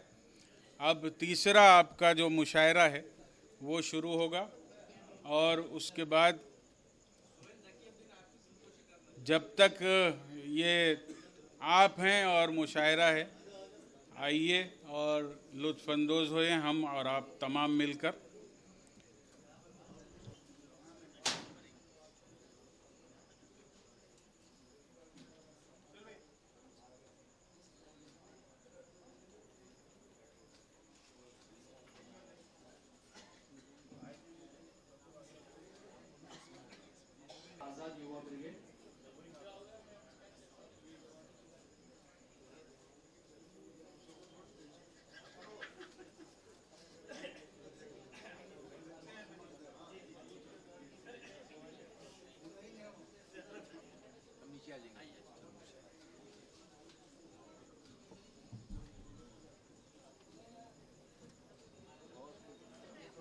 अब हमारे चीफ एडिटर सरफराज आरजू साहब आपसे मुखातिब होंगे। अगर उनकी तकरीर नहीं हुई तो हमें तिश्नगी रहेगी। जनाब सरफराज आरजू साहब से मेरी इल्तिमास है कि वो अपने ख्यालात का इजहार फरमाएं। हिंदुस्तान में उर्दू सहाफ़त के 200 साल मुकम्मल हुए, और उर्दू के बल्कि हिंदुस्तानी सहाफ़त में जो पहला शहीद सहाफ़त हुआ वो मौलवी मोहम्मद बाकर थे। तो उनको जो फांसी की सज़ा दी गई है, कुछ लोग कहते हैं कि उनको तोप से बांध के उड़ा दिया गया। तो अगर आज उर्दू सहाफ़त के आरिज़ पे कुछ सुर्खी है तो ये उसी खून का असर है जो मौलवी मोहम्मद बाकर की रगों में दौड़ रहा था। और हमारी तो तारीख़ जो है वो खिदमत की, क़ुरबानी की और जाँफ़शानी की रही है। उसी तारीख़ को जो है वो किसी शक्ल में मैं जारी रखे हुए हूँ और किसी और शक्ल में जो है नायाब अंसारी साहब जारी रखे हुए हैं। हम लोग तो कलम के सिपाही हैं, और आजकल तो जिस तरह के हालात हैं और जो सहाफ़त पर जिस किस्म के सियाह बादल छाए हुए हैं, उनसे तो ये होता है, सोचता हूँ मैं कि उर्दू सहाफ़त ने 200 साल तो मुकम्मल कर लिए बड़े शानदार तरीक़े से, लेकिन इसकी अगली सदी कैसी होगी, इसकी कोई बात जो है इत्मीनान बख्श अंदाज में जो है बयान नहीं की जा सकती। वजूहात तो बहुत सी हैं। हम अपनी बात करें तो कुछ आप बीती और कुछ जग बीती वाली बातें हैं कि हिंदुस्तान ने जो है किस तरह सर्वाइवल के जो अनासिर हो सकते थे उनको इख्तियार किया, और किस तरह हम लोग जो है इस सफ़र को यहाँ तक लेकर आए। बात मैं अगर करूँ तो 1989 से इसको शुरू करूँगा, जब हिंदुस्तान ने पहला सॉफ्टवेयर उर्दू नस्तालीक़ का जो है स्क्रिप्ट का हमने तैयार किया। क्योंकि उससे पहले जब तक उर्दू का कंप्यूटर और उर्दू का कंप्यूटराइजेशन नहीं हुआ था और जब तक कैलीग्राफी का और किताबत का दौर चल रहा था, तो उस वक्त तक जो है हम लोगों को ये लगता था कि हमारा मुस्तकबिल जो है बिल्कुल तारीख है। वजह उसकी ये थी कि उस ज़माने में हिंदी में, अंग्रेज़ी में, मराठी में, इवन संस्कृत में भी जो है वो उर्दू कंप्यूटर्स का जो है कंप्यूटर्स का दखल शुरू हो चुका था। और अगर उस दौर में अगर हम लोग उर्दू को कंप्यूटराइज नहीं करते तो ये ज़बान जो है ये इस दौड़ में बिल्कुल पीछे रह जाती और पत्थर के अहद में ही महदूद होके और सिमट के रह जाती। लेकिन वो दौर उस वक्त हम लोगों ने इस चीज़ को महसूस किया और हालांकि कोई बैकिंग नहीं थी हम लोगों के साथ, जैसे दीगर ज़बानों के साथ कभी यूनिवर्सिटीज़ वाबस्ता हो जाती हैं, कभी सरकारी इदारे वाबस्ता हो जाते हैं, या कभी ख़ुद गवर्नमेंट ऑफ इंडिया के मुख्तलिफ़ डिपार्टमेंट्स जो है वो उनकी सरपरस्ती करते हैं और वो रिसर्च को जो है वो फ़रोग़ देते हैं। वैसा उर्दू के साथ नहीं हुआ। तो हम लोगों ने अपने तौर पर ही जो है इस काम को अंजाम देने का फ़ैसला किया और 1989 में उर्दू का पहला सॉफ्टवेयर हिंदुस्तान में जो टोटली इंडिजीनियस जिसको कह सकें हम लोग, वो तैयार हुआ। तो ये जो सॉफ्टवेयर जो था इसकी आमद के बाद तो फिर ये उस ज़माने की बात है जब कंप्यूटर का सिस्टम जिसको ऑपरेटिंग सिस्टम हम कहते हैं वो डॉस बेस्ड हुआ करता था, डिस्क ऑपरेटिंग सिस्टम्स हुआ करते थे। ये विंडोज़ का जो का दौर जो है वो इसके बाद का है और विंडोज़ के आने के बाद जो है फिर उर्दू के सॉफ्टवेयर को तैयार करने में जो है और ज़्यादा आसानियाँ हो गई और उसके बाद जो है फिर पलट के देखने की ज़रूरत नहीं पड़ी। उर्दू जो है फिर वो दूसरी ज़बानों के हम पल्ला हो गई और उसका नतीजा ये है कि आज उर्दू हो या हिंदी हो या मराठी हो या किसी भी ज़बान में उर्दू का सॉफ्टवेयर जो है आप किसी भी ज़बान के सॉफ्टवेयर के साथ कंपेयर कर सकते हैं। उसका नतीजा ये हुआ है कि आज उर्दू के अखबारात जितने आसानी से निकल रहे हैं और जितनी तादाद में निकल रहे हैं, इतना हिंदुस्तान की तारीख़ में कभी नहीं निकले। और अब जो है आप मोबाइल उठा के देख लीजिए, दीगर मार्केट्स में भी देख लीजिए कि 4 कलर के मल्टी कलर उर्दू अखबारात जो हैं वो अब एक आम सी बात हो गई है। अब अगर मल्टी कलर अखबार आप नहीं निकालें तो वो ख़बर बनती है, अगर आप मल्टी कलर अखबार निकाल रहे हैं तो वो ख़बर नहीं बनती। तो ये जो तरक्की होती रही और इसके साथ जो है हिंदुस्तान ने जो है कदम से कदम मिला के जो है वो बात को आगे बढ़ाया। इसके जो है बहुत से फ़ायदे हुए। एक फ़ायदा जो मैं आपके सामने जिसका ज़िक्र करने जा रहा हूँ वो ये है कि कंप्यूटराइजेशन जो है ये तो एक आम सी चीज़ हो गई। गली गली मोहल्ले मोहल्ले में लोग कंप्यूटर्स लेके बैठे हुए हैं और शादी के कार्ड हों या दावतनामे हों या इवन अखबारात के सफ़ात जो हैं वो लोग तैयार करके दे रहे हैं। लेकिन हम लोगों ने उसी दौर में एक तजर्बा और किया था। वो तजर्बा ये था कि हम बम्बई में बैठ के मालेगांव से अखबार निकालते थे, जिसको डेटा ट्रांसमिशन का जो है एक सिस्टम कहा जाता था। अब ये उस वक्त जब हम लोगों ने शुरू किया ये सिस्टम तो उस वक्त हमारे जहन में ये नहीं आई थी बात कि 2020 में और 2022 में इसके क्या फ़ायदे हम लोगों को हासिल होंगे।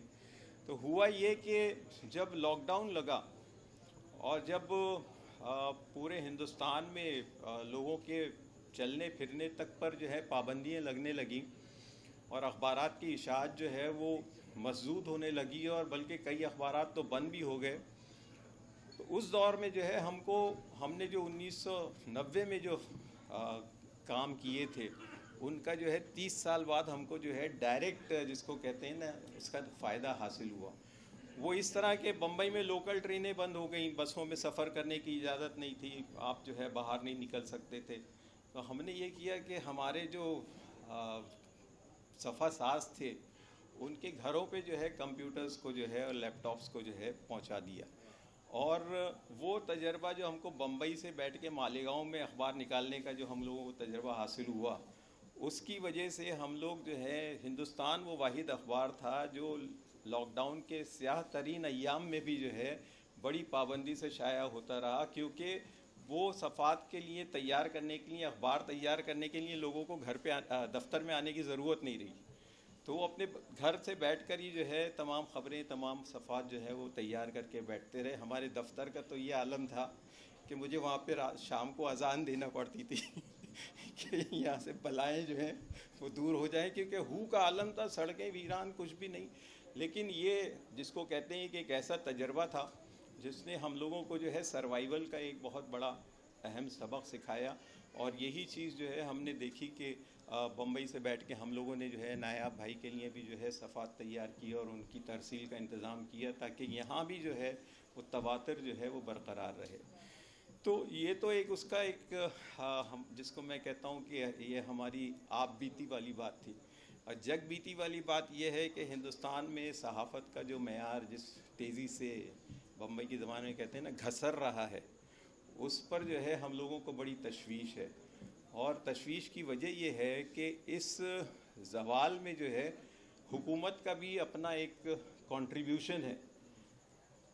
सरकारें जो हैं वो सहाफ़त को फ़रोग़ देने के लिए, उनको तवाना करने के लिए, उनकी तवानाई में इजाफ़ा करने के लिए जो है वो प्रोत्साहन दिया करती हैं। लेकिन हमारी सरकार जो है उसने जो है अखबारात का गला घोंटने का काम किया है। और मैं बातें जो है सिर्फ हवा में नहीं करता, मेरे पास तो स्टैटिस्टिक्स भी रहते हैं कि 2 साल पहले तक जो है हमारी सरकार अखबारात पे जो है सालाना 1000 करोड़ रुपया खर्च करती थी, इश्तिहारात की शक्ल में 800 करोड़ और 1000 करोड़। पिछले साल उसने जो है सिर्फ 160 करोड़ रुपए खर्च किए। तमाम शोबाजात में इजाफे हो रहे हैं स्पेंडिंग में, गवर्नमेंट स्पेंडिंग में, लेकिन सहाफ़त पर जो है सरकार का जो खर्च जो है वो 1/4 से भी कम घट कर आ गया। तो जब ऐसे हालात हों तो ऐसे हालात में सर्वाइवल जो है वो और मुश्किल हो जाता है। और इस दौर में जिन लोगों ने अपने आप को ज़िंदा रख लिया वो मैं समझता हूँ कि वो काबिल एहतराम हैं और उनकी इस जज्बे को जो है सलाम करना चाहिए। हम देखते हैं कि टाइम्स ऑफ इंडिया जो कभी 48 सफ़े का और 52 सफ़े का हुआ करता था, वो 16 सफ़े और 20 सफ़े में जो है सिमट कर रह गया है। तो इसकी जो है जब आप अपनी हालत पर नज़र डालते हैं तो उससे पहले ये भी देखिए कि इस जहां में जो है दूसरे लोगों का क्या हाल है। हम जब अपनी बीमारी का जो है तज्ज़िया करने जाते हैं तो हमें सही तज्ज़िया उसी वक्त होता है जब पता चलता है कि दूसरे कितने बीमार हैं। तो जब पूरी सहाफ़ती दुनिया जो है, हिंदी सहाफ़त भी उसी कर्ब की शिकार है, मराठी वाले भी जो हैं इसी कर्ब के शिकार हैं। हमसे ज़्यादा जिसको कहते हैं ना शरह अमवात अखबारात की, वो हिंदी और मराठी में है।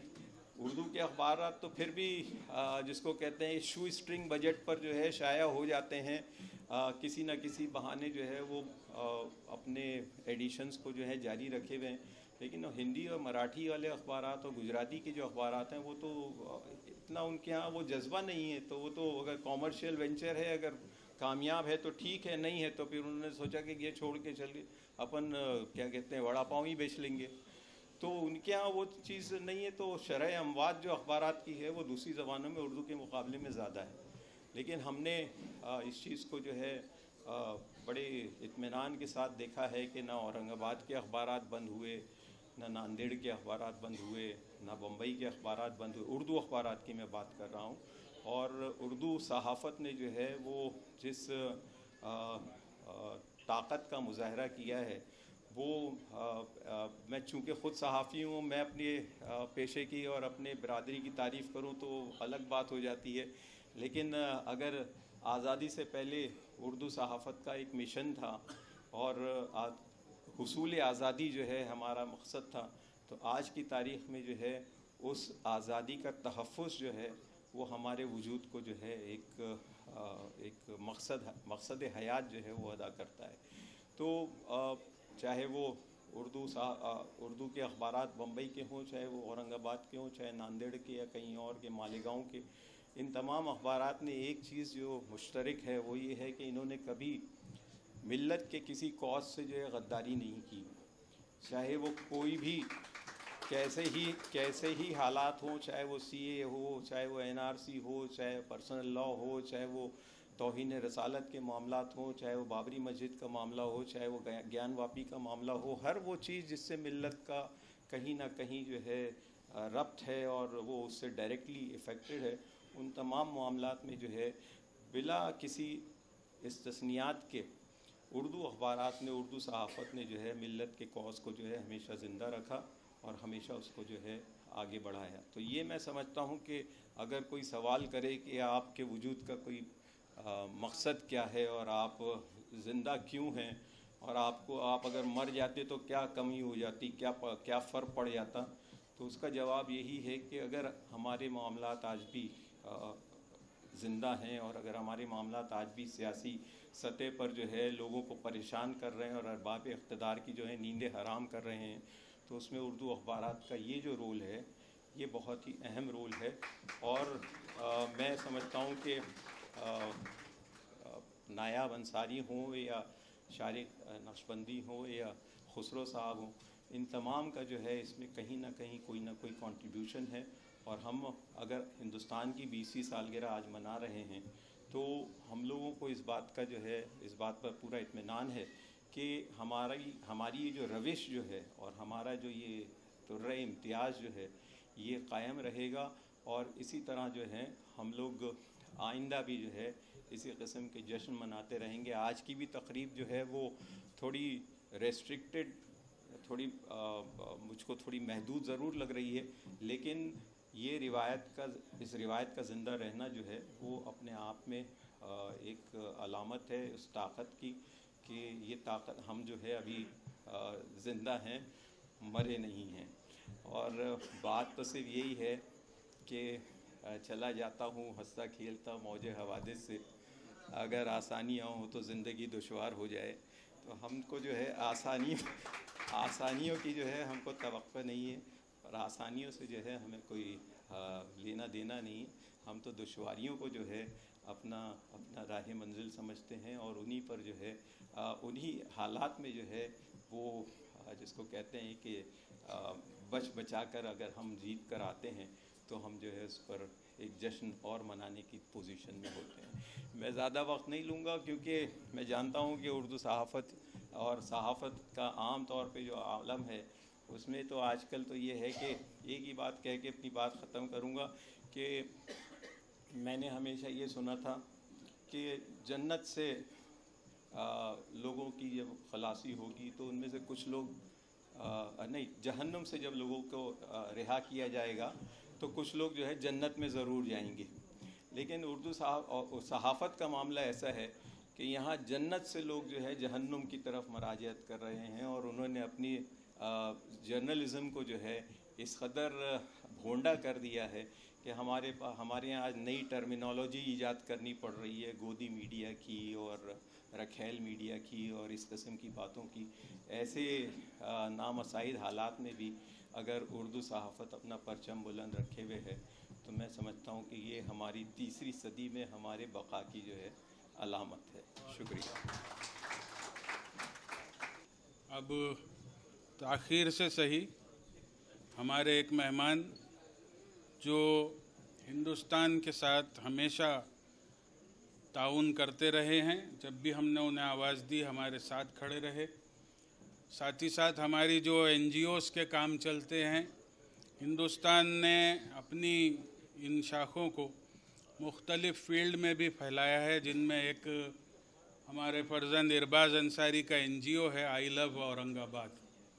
तो वो उस फाउंडेशन के लिए भी हमेशा मदद करते हैं। शहर में जैसा हमने कहा कि हमें अपनी खिदमत अंजाम देने के लिए बहुत से वसाइल की ज़रूरत होती है, क्योंकि हमारा कोई काम अखबार का बग़ैर पैसे के नहीं होता। हमारे इश्तिहारात के पैसे हमें आएंगे भले 6 महीने 3 महीने के बाद, लेकिन हमें तो नकदी अदा करना पड़ता है। एजाज जैदी साहब मेरे साथ हैं पहले से, शुरू से, और जानते हैं कि कैसे कैसे दौर से हम लोग गुज़रे हैं और आज भी हम उससे मुकाबला आराई कर रहे हैं। ऐसे में ऐसे मददगार हाथ जो हमारे सामने आते हैं, हमारी मदद करते हैं, चाहे वो मेराज कादरी हों या शंग्रीला ग्रुप ऑफ होटल्स के सलीम खुर्ची वाला हों। आज खुशकिस्मती है कि वो हमारे दरमियान हमारी दावत पर यहाँ आए। बहुत मसरूफ़ आदमी है, पूरी लाइन का इनके ऊपर बोझ है, न सिर्फ अपना देखते हैं बल्कि पूरी होटल इंडस्ट्री को संभालते हैं। साथ ही साथ लायंस क्लब यहाँ जो शहर में है उसके एक बहुत अच्छे ज़िम्मेदार फ़ाल रुकन हैं। मैं सरफराज आरजू साहब से गुजारिश करूंगा कि एक जो आखिरी अवार्ड बचा हुआ है हमारा, उनके नाम का है, वो आप उन्हें नवाज दें, ताकि एक मोहसिन हमारे हैं, एहसान है इनका हमारे ऊपर, उसकी हम भरपाई तो नहीं कर सकते लेकिन एक नजराना ज़रूर उनको पेश कर सकते हैं। सलीम खुर्चीवाला साहब, शंग्रीला ग्रुप ऑफ होटल्स के रूह रवां, बस स्टैंड वगैरह पे आपने देखी होगी इनकी होटलें हैं, और जब भी कोई ऐसा मौका आता है हम सिर्फ एक कॉल करते हैं और वो हमारी मदद के लिए हमेशा साथ आ जाती है। देखिए, ये खुशकिस्मती है हमारी कि आज शहर के तकरीबन हर महल्ले में डॉक्टर गफ्फार कादरी साहब के सालगिरह की जश्न मनाया जा रहा है, और आज वो हमारे इस जश्न में तशरीफ़ लाए हैं। हमारे सुख दुख के साथी हैं, हमारे मददगार हैं।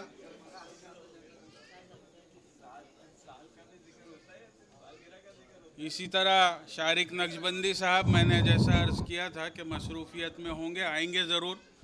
आज वो भी हमारे दरमियान है। एशिया एक्सप्रेस जो खिदमत अंजाम दी जा रही है, मैं इरबाज से इल्तिमास करूंगा कि सरफराज भाई को फूलों का गुलदस्ता और शॉल दें ताकि वो हमारे मेहमानों का इस्तकबाल कर सकें। साथ ही साथ एक और खुशखबरी ये है, मैंने जैसा शुरू में भी अर्ज़ किया था कि इस अखबार की सालगिरह के साथ कई लोगों की सालगिरह होती है। उसमें से एक डॉक्टर गफ्फार कादरी साहब हैं, दूसरे हमारे एजी खान साहब हैं, तीसरे हमारे कमाल फारूकी साहब हैं जो शायद शहर में नहीं हैं, वरना ये तमाम लोग हमारे साथ मौजूद रहा करते हैं, रहते हैं, हमारे हमदर्द हैं, सुख दुख के साथी हैं। आज एजी खान साहब हमारे दरमियान हैं। मैं 20 साल में इतनी खुशी मुझे जब महसूस नहीं हुई जितनी आज हो रही है, क्योंकि वो हमेशा अपनी सालगिरह तकरीब की वजह से कहीं ना कहीं या तो आउट ऑफ शहर रहे या मसरूफ़ रहे, बाद में ज़रूर घर पर आकर मिलते, हमारी पजीराई करते, दुआएं देते, नवाजिश हमारे पर करम करते। लेकिन आज हमारी दावत पर यहाँ आए, आज उनकी भी सालगिरह है। हम तमाम जिनकी सालगिरह है, हमारे डॉक्टर साहब, हमारे बर्थडे बॉय हमेशा से हमारे साथ हैं, डॉक्टर हमारे दिल की धड़कन है, तो आज इनकी भी सालगिरह है। तमाम को नेक ख्वाहिशात, मुबारकबाद। जी जी आना बेटा जी।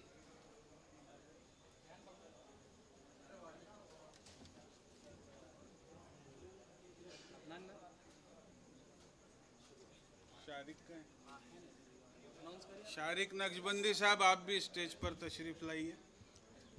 देर आयत दुरुस्त आयत।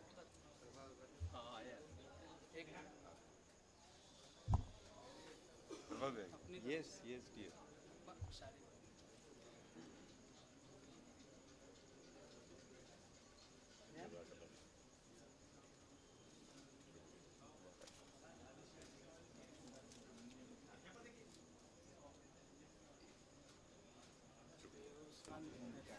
डॉक्टर साहब कुछ मसरूफियत की वजह से जाना चाह रहे हैं। मैं चाहता था नेक ख्वाहिशात 2 मिनट में।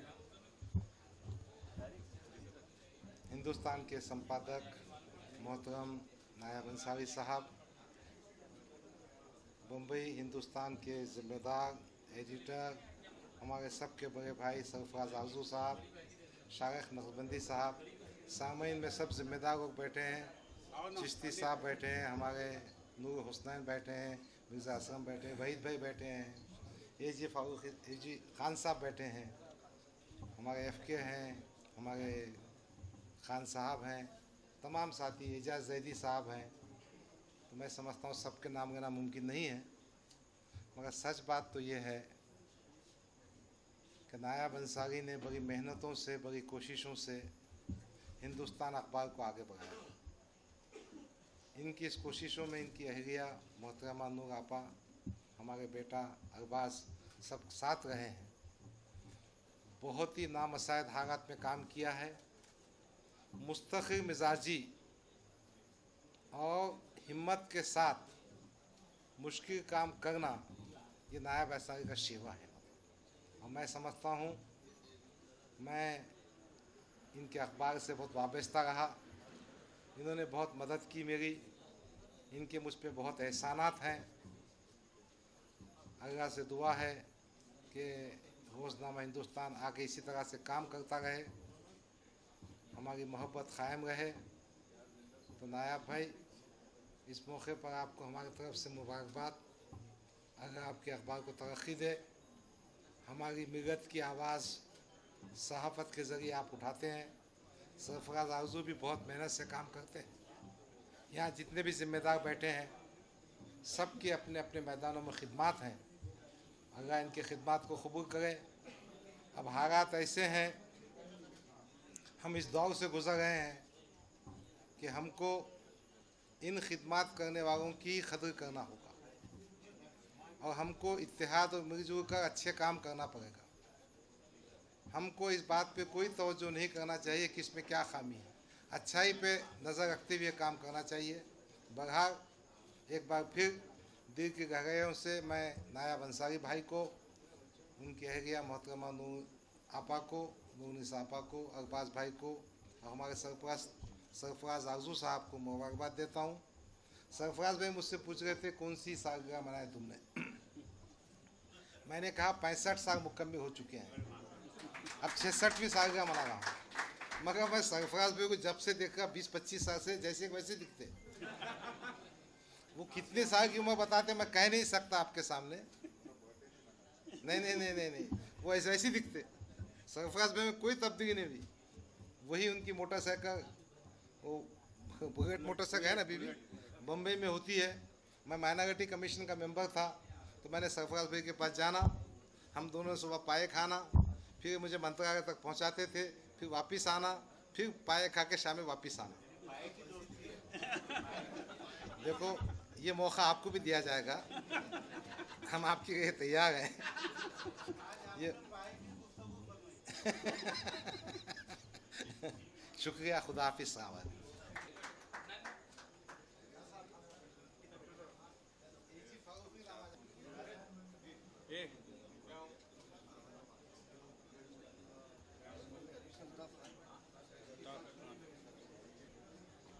दूर से अगर किसी को देखकर पहचाना जा सकता है तो वो शख्सियत हमारे फ़िरोज़ खान उर्फ FK की है। मैं गुजारिश करूंगा कि आएँ और सरफराज भाई आपका इस्तकबाल करेंगे हमारे इदारे की तरफ से। खालिद अहमद साहब, आप भी तशरीफ़ लाइए। इस मुशायरे के आप कन्वीनर हैं और हमारे दोस्त हैं।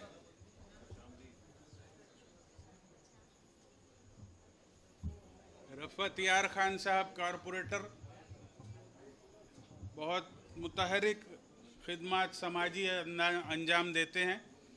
और लॉकडाउन में जो हमने देखा, मैं खुद उस बात का गवाह हूँ कि इन्होंने जो मज़दूर जा रहे थे उनको चप्पलें तक दी, खाना खिलाया, चॉकलेट दी ताकि रास्ते में कहीं उनको तकलीफ़ हो तो वो चॉकलेट से आगे का रास्ता तय कर सकें। और पुलिस के साथ कोऑर्डिनेट करके जो इन्होंने काम किया है उस पीरियड में, उसकी जितनी सताइश की जाए कम है। इसी के साथ हमारे खालिद अहमद साहब भी हैं यहाँ पर। आप भी इदारे की जानिब से ये हमारा तोहफ़ा कबूल कर लें, ताकि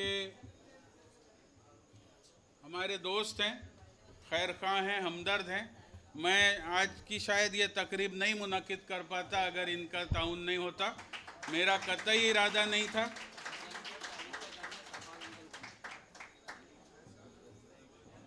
जैसे हमारे दोस्त एजाज जैदी साहब, प्लीज़ आप आइए और अपना एजाज़ और हमारा ये कबूल कीजिए।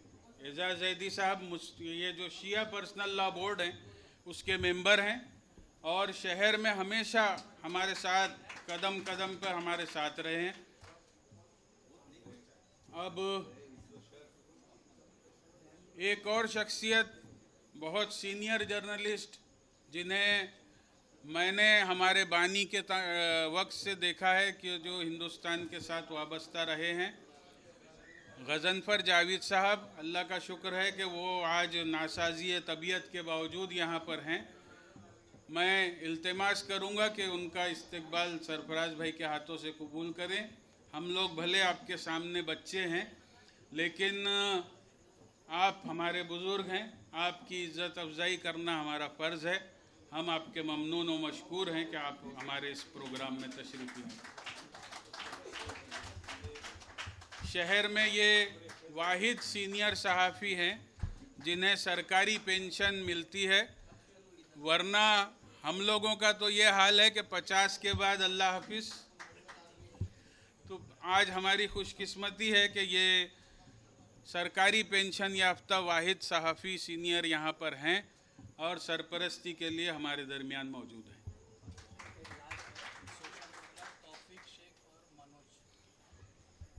समाजी कारकुन तौफीक शेख साहब, तौफीक शायद ये ओयो इनका ब्रांड है, ओयो होटल्स का जो आप यहाँ बोर्ड देखते हैं, और साथ में इनके मनोज भाई हैं। मनोज भाई आप भी तशरीफ़ लाइए। सरफराज भाई से मैं गुजारिश करूँगा कि इनका इस्तकबाल करें। मनोज भाई और हमारे तौफीक भाई, ये दोनों हमारे बहुत अच्छे साथी हैं और इरबाज के साथ हमेशा एक्टिव इनका पार्टिसिपेशन रहता है। बहुत बहुत शुक्रिया, आज आप हमारे दरमियान हैं। सलीम मोहिउद्दीन साहब, आगे की कार्रवाई अब आप संभालिए, हम सामने बैठते हैं। नहीं, वो आए इसलिए तो जाएंगे नहीं, इनकी मोहब्बत है। सलीम मोहिउद्दीन साहब, आगे की कार्रवाई मुशायरे की चलाएं। मैं आपसे इल्तिमास करता हूं कि स्टेज पर तशरीफ़ ले आएं। जश्न हिंदुस्तान के इस तीसरे मरहले में मैं आपका दिली खैर मक़दम करता हूँ।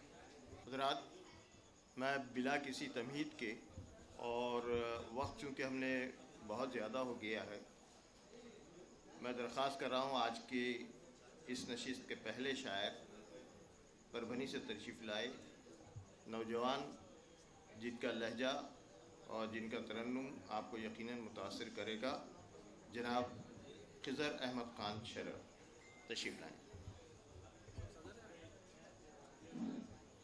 अस्सलामु अलैकुम रहमतुल्लाह।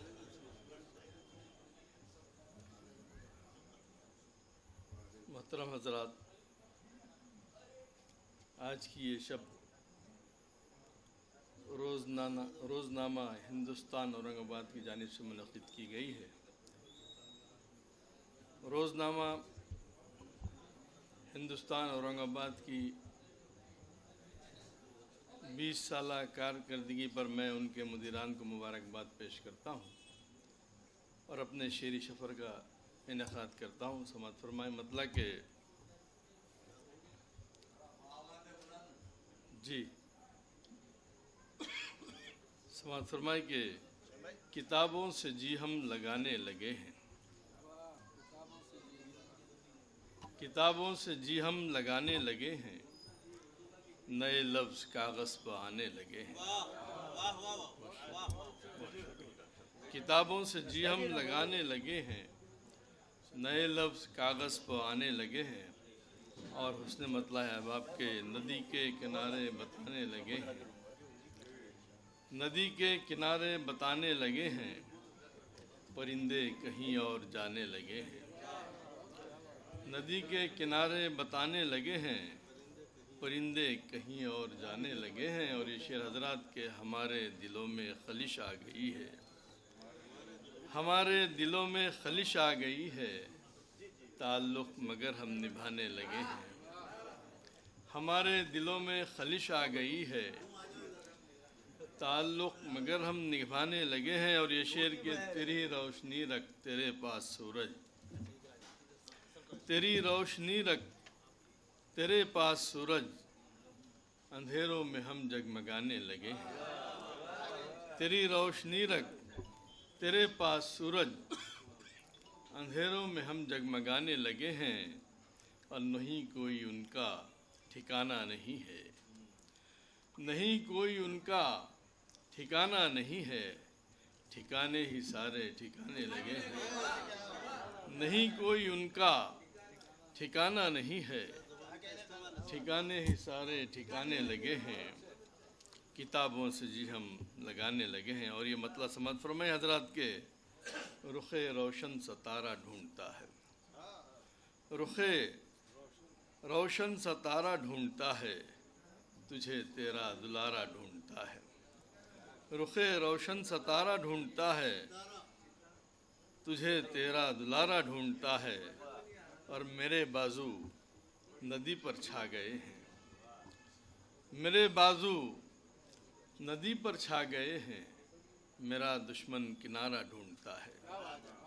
मेरे बाजू नदी पर छा गए हैं, मेरा दुश्मन किनारा ढूंढता है।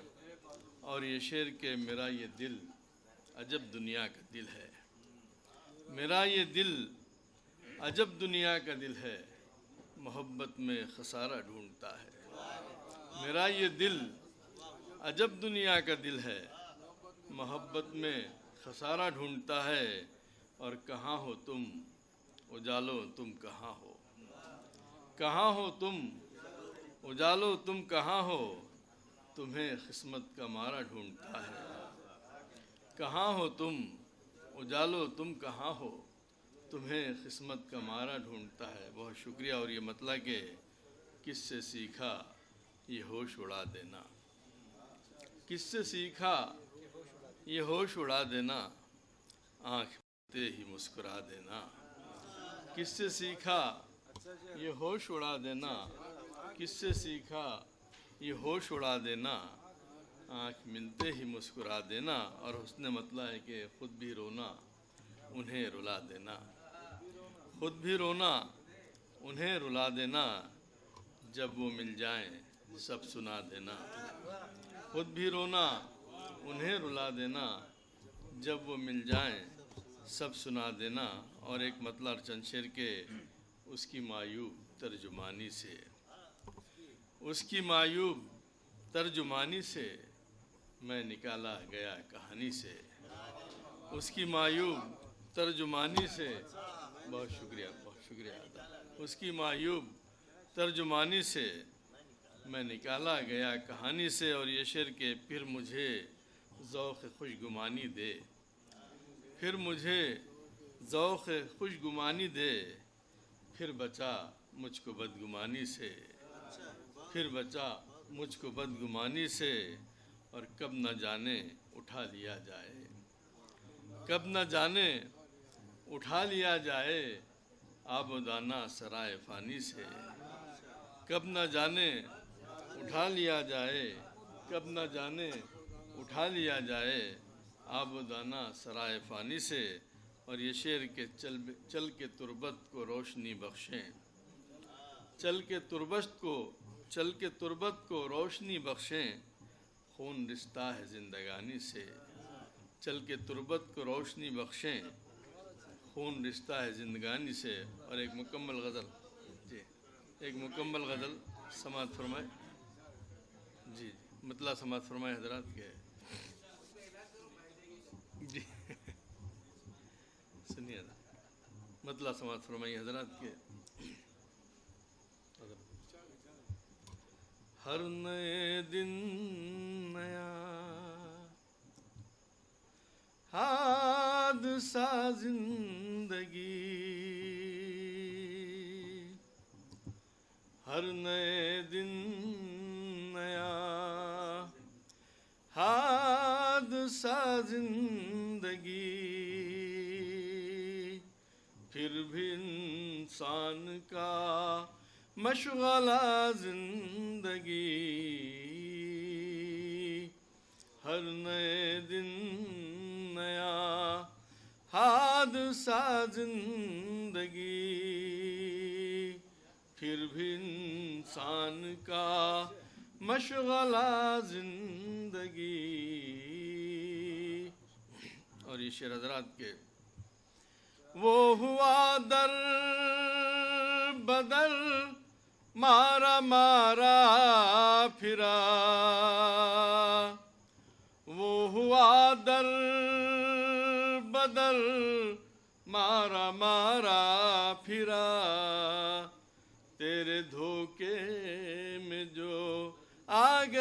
जिंदगी,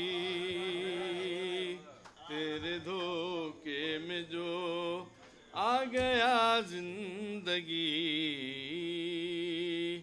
और ये शेर के लोग जीने की ख्वाहिश में मरते रहे, लोग जीने की ख्वाहिश में मरते रहे। देख कर तेरी एक एक अदा जिंदगी, देख कर तेरी एक एक अदा जिंदगी। हर नए दिन नया। और शेर हजरात के फिक्र धोखे दगा झूठ मकरो फरेब, फिक्र धोखे दगा झूठ मकरो फरेब। है जफा ही जफा बेवफा जिंदगी, है जफा ही जफा बेवफा जिंदगी। फिक्र धोखे दगा झूठ मकरो फरेब, फिक्र धोखे दगा झूठ मकरो फरेब। है जफा ही जफा बेवफा जिंदगी, है जफा ही जफा बेवफा जिंदगी। और ये शेर हजरात के सुबह से शाम तक, शाम से सुबह तक, सुबह से शाम तक, शाम से सुबह तक। है कड़ी धूप का सिलसिला जिंदगी, है कड़ी धूप का सिलसिला जिंदगी। हर नए दिन नया। और ये शेर हजरात के कब तलक बोझ ढोए सितम का तेरी, कब तलक बोझ ढोए सितम का तेरी। इतना एहसान कर कर रिहा जिंदगी, इतना एहसान कर कर रिहा जिंदगी। हर नए दिन नया हादसा जिंदगी, फिर भी इंसान का मशगला जिंदगी। और ये शेर हजरात के कब तलक बार जीवन उठाते रहें, कब तलक बार जीवन उठाते रहें। तू ही समझा हमें, तू बता जिंदगी, तू ही समझा हमें, तू बता जिंदगी। और ये मक्ते का शेर हजरात के हम तो अपनी शरर अब बसर कर चले, हम तो अपनी शरर अब बसर कर चले। दे किसी और को तू दगा जिंदगी, दे किसी और को। शुक्रिया, ये थे जनाब खिज़र अहमद ख़ान शरर साहब जो परभनी से तशरीफ़ लाए थे। बहुत खूबसूरत और बड़ी मुरस्सा गज़लों से नवाजा आपने। अब मैं जिस शायर के हुजूर पहुंच रहा हूं वो हैं डॉक्टर इकबाल मिन्ने। ये मराठी और उर्दू दोनों ज़बानों में कहते हैं और ख़ास तौर पर इनका कारनामा ये है कि उन्होंने मराठी में गज़ल की मकबूलियत के लिए बड़ा काम किया है और मराठी का पहला गज़ल सम्मेलन भी उन्होंने मुनाक़िद किया था। एक गज़ल उनकी मैं अपने तौर पर फरमाइश भी करना चाहूँगा कि वो आखिर में ज़रूर सुनाएं। वो तजुर्बा जो अमीर खुसरो ने किया था फ़ारसी और उर्दू का, वो इन्होंने मराठी और उर्दू में किया है कि गज़ल का एक मिसरा मराठी में है और एक उर्दू में है। मैं दरख्वास्त करने जा रहा हूँ जनाब डॉक्टर इकबाल मिन्नी से।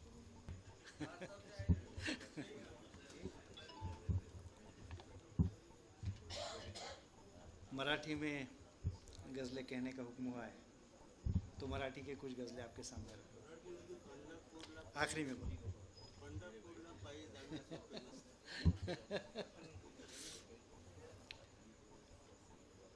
गज़ल का मतलब देखिए की चालणारी बोलणारी माणसे उरली कुठे. चालणारी बोलणारी माणसे उरली कुठे. माणसासम वागणारी माणसे उरली कुठे. चालणारी बोलणारी माणसे उरली कुठे. माणसासम वागणारी माणसे उरली कुठे. शेर देखिए कि यायचे बोलायचे गप्पात रंगून जायचे. यायचे बोलायचे गप्पात रंगून जायचे. एकमेका भेटणारी माणसे एकमेका भेटणारी माणसे उरली कुठे. शेर देखिए कि देहातों में एक सुबह में जैसे अजान होती है वैसे काकड़ आरती मंदिर में होती है. काकड़ आरती कहते हैं उसको. तो मैंने कहा कि ऐकुनी आजान सारे लोक जागे व्हायचे. ऐकुनी आजान सारे लोक जागे व्हायचे. आरती ही ऐकणारी माणसे उरली कुठे. आरती ही ऐकणारी माणसे उरली कुठे. आणि मानवाचे दुःख आपुले दुःख ते मानायचे. मानवाचे दुःख आपुले दुःख ते मानायचे. दुःख परके जाणणारी माणसे उरली कुठे. दुःख परके जाणणारी माणसे उरली कुठे. आणि फक्त ते करता इशारा देश सोबत यायचा. फक्त ते करता इशारा देश सोबत यायचा. मान असला ठेवणारी माणसे उरली. मान असला ठेवणारी माणसे उरली कुठे. आणि वाचुनी चारित्र्य ज्यांचे एक स्फूर्ती यायची. वाचुनी चारित्र्य ज्यांचे एक स्फूर्ती यायची. पुस्तकांना भावणारी माणसे उरली कुठे. पुस्तकांना भावणारी माणसे उरली कुठे. आणि कृत्य त्यांचे पाहुनी आता पशुही लाजती. कृत्य त्यांचे पाहुनी आता पशुही लाजती. आरशाला लाजणारी माणसे उरली. आरशाला लाजणारी माणसे उरली कुठे. आरशाला लाजणारी माणसे उरली कुठे. आणि फक्त वचने शब्द देती. फक्त वचने शब्द देती. ना कृती कुठली असे. फक्त वचने शब्द देती. ना कृती कुठली असे. वायद्याला जागणारी माणसे उरली. और मक्ते का शेर देखिए कि नीति मूल्य आदर्शाना जप आता इकबाल तू. नीति मूल्य आदर्शांना जप आता इकबाल तू. पण तुझ्या समचालणारी माणसे उरली कुठे. पण तुझ्या समचालणारी माणसे उरली कुठे. एक गजल का एक मतलब देखिए कि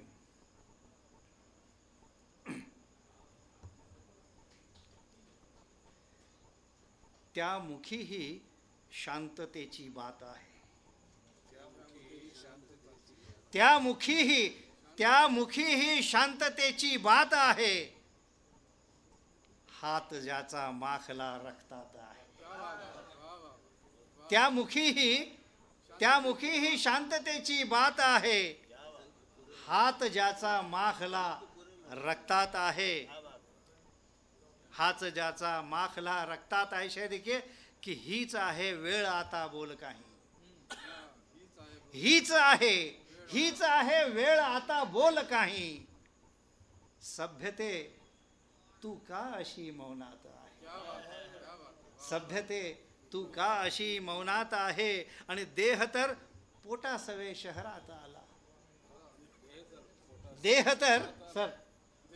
देह तर पोटासवे शहरात आला.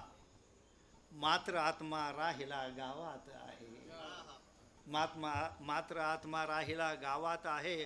आणि आत्महत्येचेच येईल पीक बहुधा. शेख देखिए कि आत्महत्येचेच येईल पीक बहुधा. भूक फिरुनी पेरली शेतात आहे, भूक फिरुनी पेरली शेतात आहे. आणि जप अहिंसेचा मुखी आहे दिवसभर, जप अहिंसेचा मुखी आहे दिवसभर. आज हिंसेचीच बहुधा रात आहे, आज हिंसेचीच बहुधा रात आहे. आणि प्रेम आपुले आणले मी चल बघूया, प्रेम आपुले आणले मी चल बघूया. केवढी शक्ती तुझ्या द्वेषात आहे, केवढी शक्ती तुझ्या द्वेषात आहे. और एक दो शेर देखिएगा मराठी को, उसके पहले एक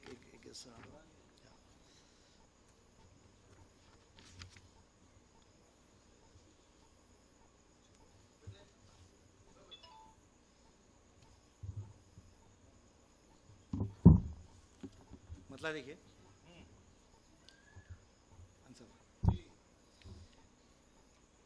देशद्रोही का तयांना वाटतो सगळे आम्ही, देशद्रोही का तयांना वाटतो सगळे आम्ही. घाव हे मर्मावरी रे सोसतो सगळे आम्ही, घाव हे मर्मावरी रे सोसतो सगळे आम्ही. आणि देशभक्तीची शिकवली या जगा व्याख्या खरी आम्ही शिकवली, की देशभक्तीची शिकवली या जगा व्याख्या खरी. पण तरी गद्दार आता भासतो सगळे आम्ही. देशभक्तीची शिकवली या जगा व्याख्या खरी, पण तरी गद्दार आता भासतो सगळे आम्ही. आणि भावना केव्हाच ना कळल्या कुणाला आमुच्या, भावना केव्हाच ना कळल्या कुणाला आमुच्या. दडपणामध्येच मोठ्या राहतो सगळे आम्ही, दडपणामध्येच सारे राहतो सगळे आम्ही. आणि जा म्हणा आम्हास लांडा, अन करा चेष्टा सदा, अन करा चेष्टा सदा. जा म्हणा आम्हास लांडा, अन करा चेष्टा सदा. पण तुम्हाला शुद्ध बंधू मानतो सारे.